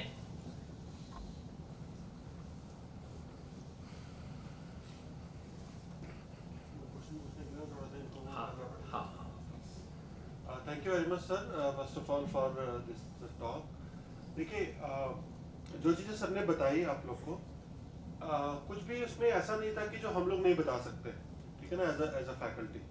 बट इनका यहाँ आने का मकसद यही था कि जो इन्होंने लास्ट में बोला कि इंडस्ट्री एक्सपीरियंस है ना, खुद से किया हुआ है काम। Like for example I have also worked in industry, like 5 साल मैंने टेक्सटाइल इंस्ट्रूमेंट्स में काम किया, which is a hardcore semiconductor company जो चिप बनाती है। So I come from, so I relate very much what he was saying, but having calling him here was only required कि जैसे बोलते ना डायरेक्टली जो बंदा एक्सपीरियंस है, जो इंडस्ट्री में इस समय फील्ड में काम कर रहे हैं, we should listen from him. अब इन्होंने बहुत सारी बातें बहुत इंटरेस्टिंग बोली जो आप लोग लैक करते हो, क्योंकि जब हम लोग तो डेली बेसिस पे बच्चों से बात करते हैं, आपके पास कोई भी प्रॉब्लम स्टेटमेंट होती है, आप सीधा हमारे ऑफिस में आते हो, डिस्कस करते हो और हमारे को 2 मिनट लगते हैं उसको ये करने में कि ये ठीक नहीं है। उसका रीजन क्या है? जो सर ने बोला कि हम लोग लिखते नहीं है, हम लोग उसको क्लियर आउट नहीं करते हैं कि प्रॉब्लम स्टेटमेंट, ब्लॉक डायग्राम नहीं बनाते हैं कि किसमें क्या क्या मॉड्यूल्स होंगे, क्या क्या कंपोनेंट्स होंगे, क्या क्या चीजें होंगी। उसके बाद सर ने एक पीसीबी दिखाया जो ये वाला इन्होंने बना के इसको किया, बट हमारे को अभी इसकी जरूरत नहीं पड़ती है कि हमारे पास आर्डिनो के जैसे बोर्ड हैं या रास्पबेरी पाई बोर्ड है जिसके ऊपर हम डेवलपमेंट कर सकते हैं, बट हम वहीं तक ही रुक जाते हैं। मैं आप लोगों से पूछता हूँ, जब सर ने पूछा था कि आर्डिनो यूज किया, सबने बोला हाँ, मुझे ये बताओ कि आर्डिनो के ऊपर माइक्रो कंट्रोलर कौन सा लगा है, कितने बच्चों को पता है? आर्डिनो कितने लोगों ने यूज किया है? तो 80%। ऑनेस्टली मुझे बताओ कि आर्डिनो के ऊपर माइक्रो कंट्रोलर कौन सा लगा है, वो कितने बिट का है, कितने लोगों को पता है? एक मिनट, सिर्फ 4-5 लोगों को। कौन सा है? एटमेगा 328, ठीक है। कितने बिट का माइक्रो कंट्रोलर है? उसके एडीसी कितने उसका है बिट का? सो यू नो, बट जितने लोग को आर्डिनो के बारे में पता है उतने लोग को नहीं मालूम है। वो लोग सोचते हैं आर्डिनो ही माइक्रो कंट्रोलर है।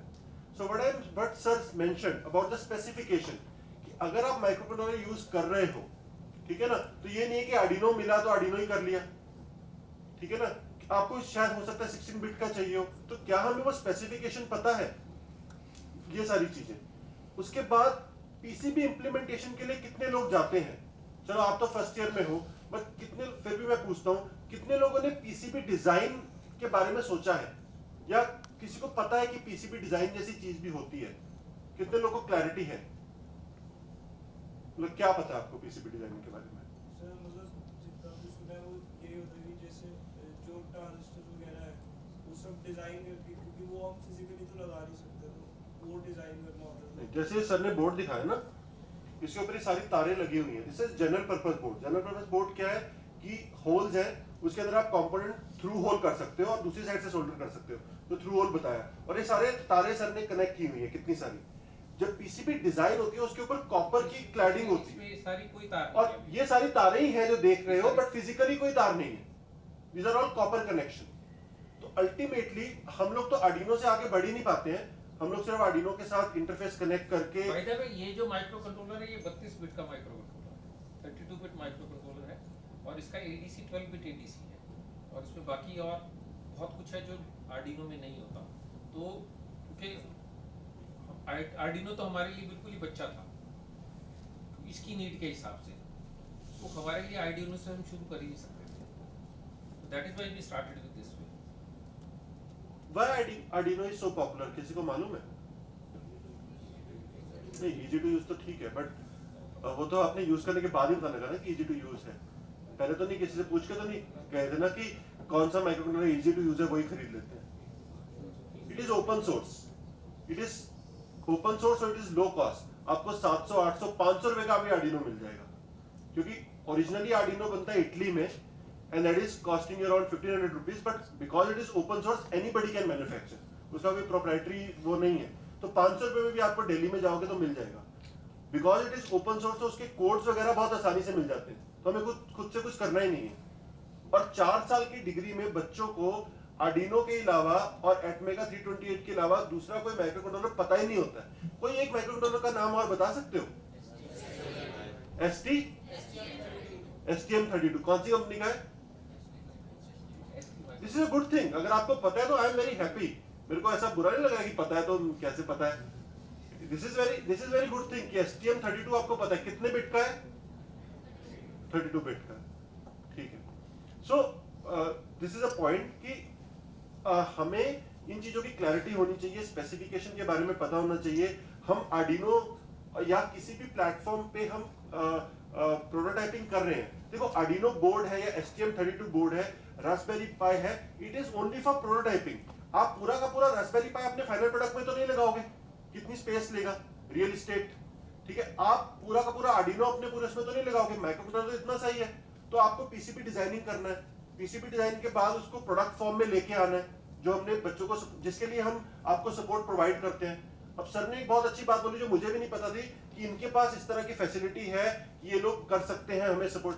जो एसएमडी की मैन्युफैक्चरिंग, एसएमडी का सपोर्ट है, एसएमडी की पूरी एसएमडी लाइन जो है, जहां पर पिक एंड प्लेस से लेकर जब इसकी असेंबली जो होती है कि उसमें पहले सोल्डर पेस्ट लगता है, उसके अंदर स्क्रीन प्रिंटिंग होती है बहुत ही प्रिसाइज 0.01 मिलीमीटर की एक्यूरेसी। तो वो सर ने बताया कि वो सपोर्ट अवेलेबल है, जो पूरी लाइन है।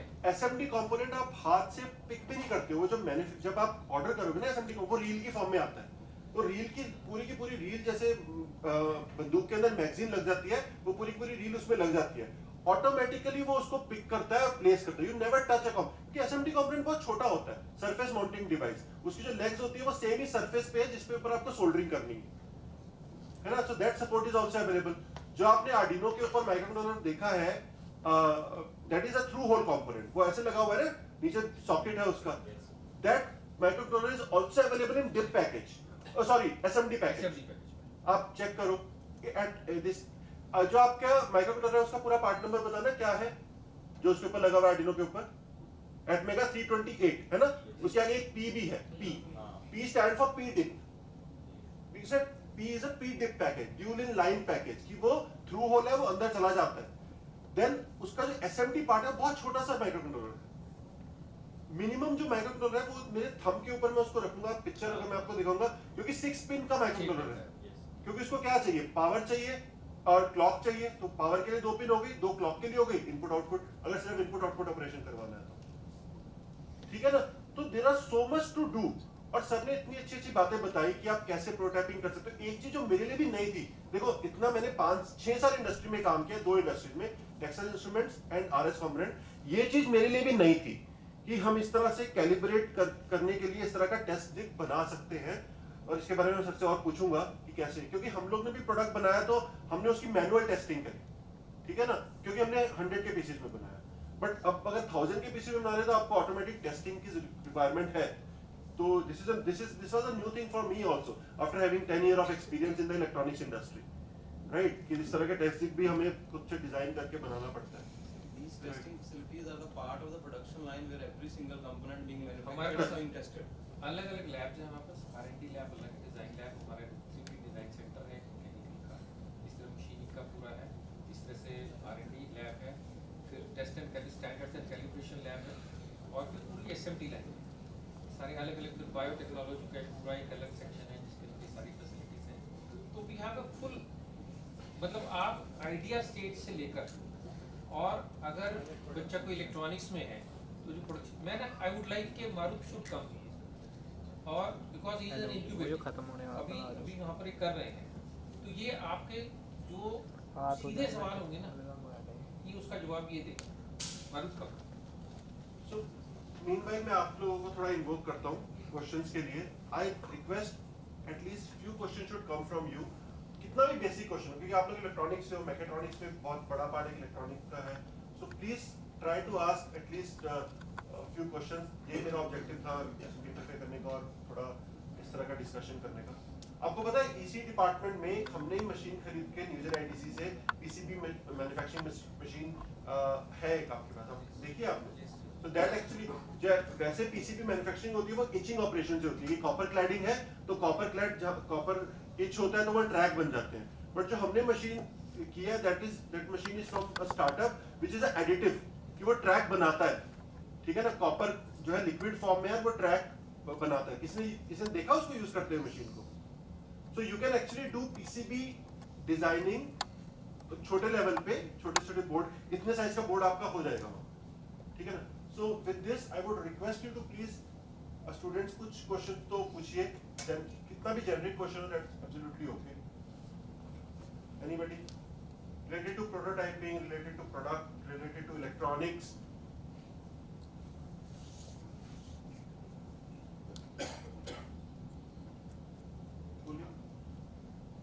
सर अगर हमारे पास आर्डिनो में प्रोग्राम करके बनाते हैं तो हम अब असली प्रोडक्ट में आर्डिनो नहीं लगाना चाहते हैं, चिप लगाना चाहते हैं आईसी कोई, हाँ। तो वो हम आईसी बनवा सकते हैं कोई अलग? देखिए आईसी तो बना बनाया मिलता है ना, 328 है वो एज सच आपको अवेलेबल है, क्वाइट लाइकली अगर तुम उसका प्रोडक्ट बनाओगे तो वो डिप वाला पैकेज यूज नहीं करते।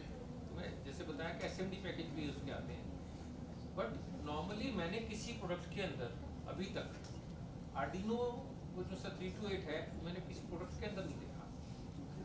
नॉर्मली हम उससे हायर माइक्रो कंट्रोलर चाहिए ही होता है, बहुत बेसिक है ना वो बहुत बेसिक है, वो एंट्री लेवल है, that is good for learning. बातें में लेकिन सर हमें कुछ फंक्शन ही चाहिए बस।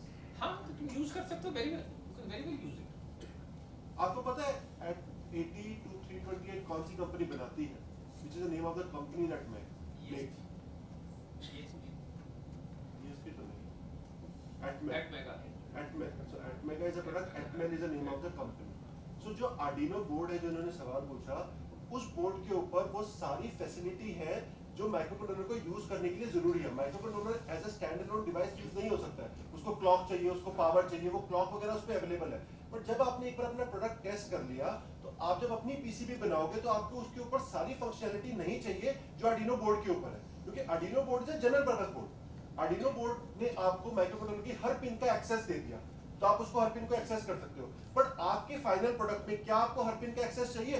नहीं चाहिए ना, एक सिंपल सी बात है। या जो आपने Arduino को एक्सेस करने के लिए आप उसके साथ पावर केबल लगा रहे हो, क्या आपको वो चाहिए एक्सेस? नहीं चाहिए। तो वो सारी फंक्शनैलिटी रिड्यूस हो जाएंगी and then you can make a small PC, miniaturized PC. आप समझ रहे हो? Arduino तो एक जनरल पर्पस बोर्ड है, बट उसके ऊपर कंट्रोलर जो Atmega 328 है वो प्रोडक्ट में यूज कर सकते हो, कोई आपको मना नहीं कर रहा है। बट सर ये बोल रहे हैं कि बहुत सारे हाई एंड माइक्रो कंट्रोलर आजकल अवेलेबल है, जब आप मार्केट में जाओगे और उसको थोड़ा स्टडी करोगे तो यू विल फाइंड आउट कि there are not many available. ठीक है, एनीबॉडी एल्स? आपके और फैकल्टी में से किसी का कोई क्वेश्चन हो?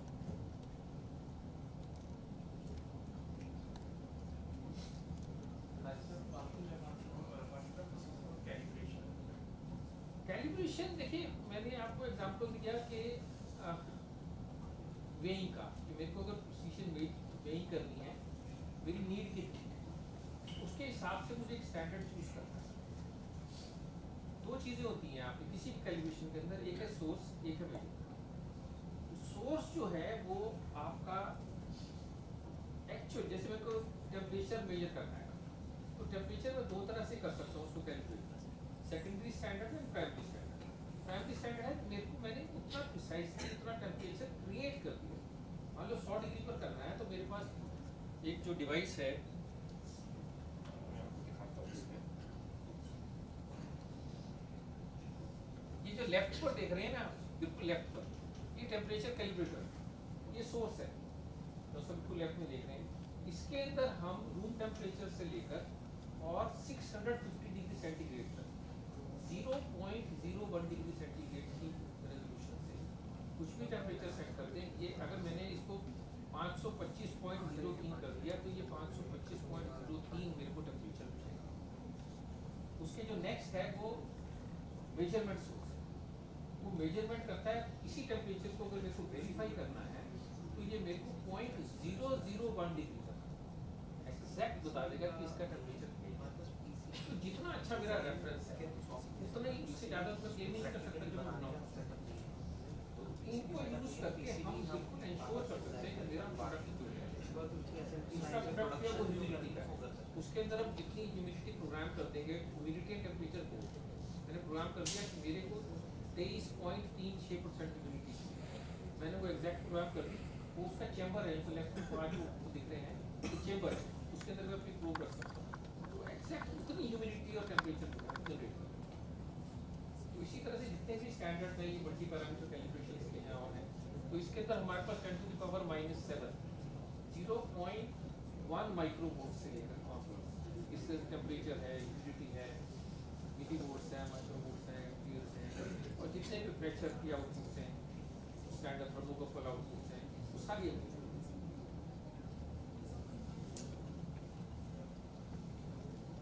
आप थोड़ा सा अपने स्टार्टअप के बारे में बता दीजिए। हाँ,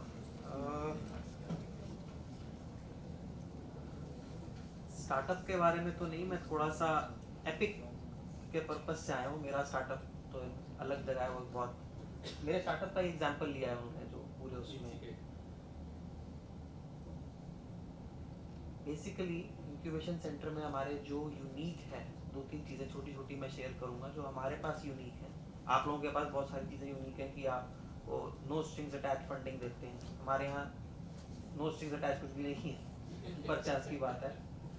बट हाँ, क्योंकि उन्होंने कहा कि बहुत सारी चीज़ें हमने भी उनसे सीखनी है, पर हमारे पास भी कुछ चीज़ें ऐसी हैं जो आई फील हमने बहुत एक्सप्लोर किया इंडिया में, और आपका इंक्यूबेशन सेंटर है और आसपास बहुत सारे इंक्यूबेशन सेंटर्स हैं जो बाकियों के पास वाकई में नहीं है। वो है सबसे पहले कि multi disciplinary mentorship, industrial mentorship. हमारे पास मैकेनिकल इंजीनियरिंग डिपार्टमेंट है, इलेक्ट्रॉनिक्स डिपार्टमेंट है, उन दोनों को मिला के मैकेट्रॉनिक्स हमने बना लिया, पर वो डिपार्टमेंट है अलग। आप मैकेनिकल इंजीनियरिंग वाले डिपार्टमेंट, हम जब कॉलेज में थे हम कभी मैकेनिकल इंजीनियरिंग डिपार्टमेंट में जाते भी नहीं थे, हम इलेक्ट्रॉनिक अपने डिपार्टमेंट में रहते थे और अपने ही डिपार्टमेंट तक ऐसे जैसे कहते हैं ना घोड़े की नाल लग जाती है, वो इतना ही देख पाता है, हम अपने डिपार्टमेंट तक ही देखते थे। तो उससे प्रॉब्लम क्या होती है कि एक प्रोडक्ट बनाने में, जैसे उन्होंने कहा, मल्टी डिसिप्लिनरी साइंसेस की रिक्वायरमेंट है, तो जब तक आप अपने डिपार्टमेंट में रहोगे आप प्रोडक्ट तक नहीं जा सकते। आप प्रोजेक्ट तक जा सकते हो जो कॉलेज में करते भी हैं, minor project, major project, paper लिखना, पैटेंट लिखना, पर आप उसमें प्रोडक्ट तक नहीं जा सकते। उसका एक अलग तरह का एडवांटेज मैं आपसे शेयर करता हूँ। हमारे यहाँ पर जो हमारे मेंटर्स हैं उसमें जो हमारे सबसे पुराने मेंटर हैं वो है Shri Nalinikant ji. He was an electronics engineer सन 1970 में, और सन 1970 में वो यूनिवर्सिटी ऑफ कैलिफोर्निया बर्कली से अपनी एमएस करके जब सिलिकॉन वैली खड़ी हो रही थी तो वहाँ की एक फाउंडिंग कंपनी में इलेक्ट्रॉनिक कैलकुलेटर के डिज़ाइन इंजीनियर थे। तो उन्होंने अपनी काफ़ी समय तक काम इलेक्ट्रॉनिक्स की फील्ड में किया और फाइनली इंडिया आकर वो सेमीकंडक्टर ही बनाना चाह रहे थे, पर क्योंकि उस समय रोक बहुत लगी उनके ऊपर, उनको उस काम को करने की फ्रीडम नहीं दी गई, तो वो काम नहीं कर पाए। पर उन्होंने उसके बाद उन्होंने जो काम किया वो आज की डेट में बायोटेक्नोलॉजी और बायोकेमिस्ट्री उसकी तरफ है। तो एक इलेक्ट्रॉनिक्स इंजीनियर जो इलेक्ट्रॉनिक्स ही पढ़ रहा था और इलेक्ट्रॉनिक्स में ही काम करना चाह रहा था, उसने भी अपनी पूरी लाइफ लॉन्ग बायोकेमिस्ट्री में या बायोटेक में काम किया। तो ये चीज़ सुनने को कहीं नहीं मिलती। आप इलेक्ट्रॉनिक्स इंजीनियर हैं, कितने लोग सोचते हैं कि मैं बायोटेक्नोलॉजी की जॉब भी करने को तैयार हो जाऊंगा?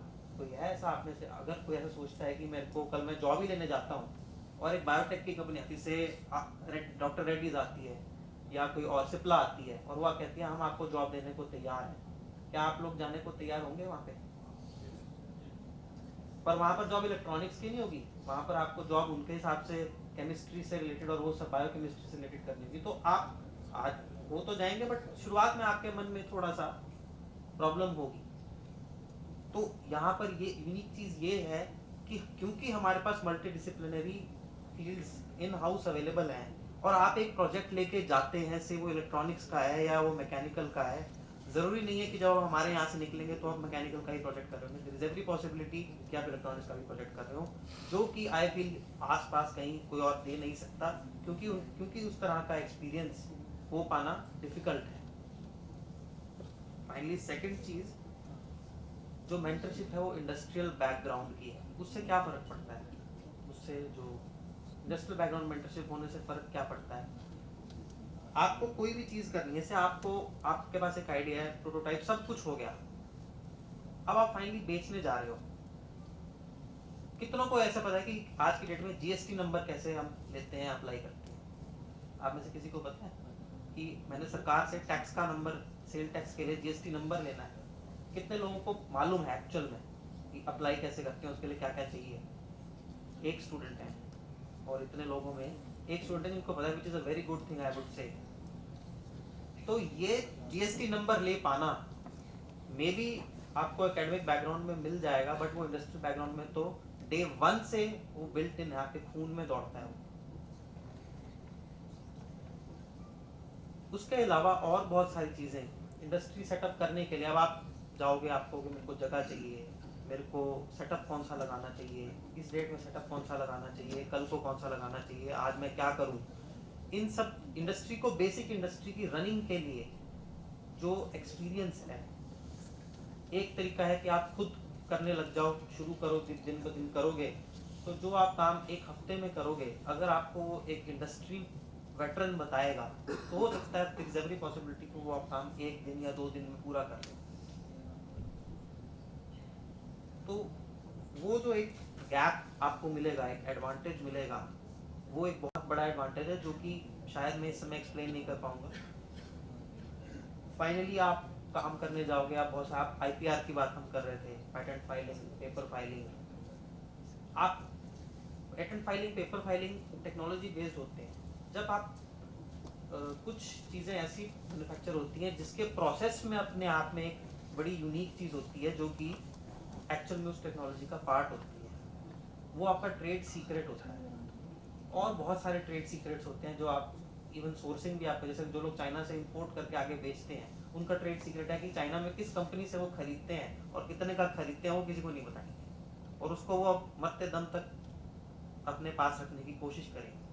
तो उस ट्रेड सीक्रेट को किस तरह से आप सिक्योर कर सकते हो, इस तरह का एक्सपीरियंस जो इंडस्ट्री में 40 साल से कर रहा है, उसके पास जरूर 1 या 2 तो ट्रेड सीक्रेट्स हो गए ही होंगे।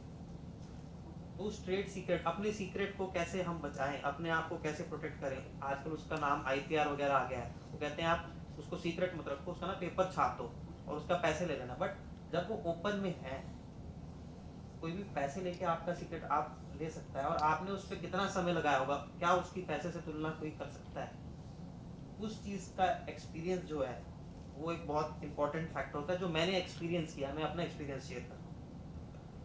एंड फाइनली थर्ड पॉइंट जो मुझे लगता है हमारे पास कि हम बहुत हार्डवेयर फोकस्ड हैं, हम आईटी इंजीनियर्स और उनके पास जाने से थोड़ा सा कतराते हैं। उसका एक सिंपल सा एक एग्जांपल दूंगा।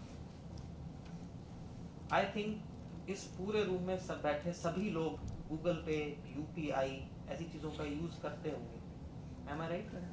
On a daily basis cash transaction करते होंगे, पर कैश निकाल के 20 रुपये, 30 रुपये, 100 रुपये देना वो आज की डेट में थोड़ा कम की तरफ हो गया है।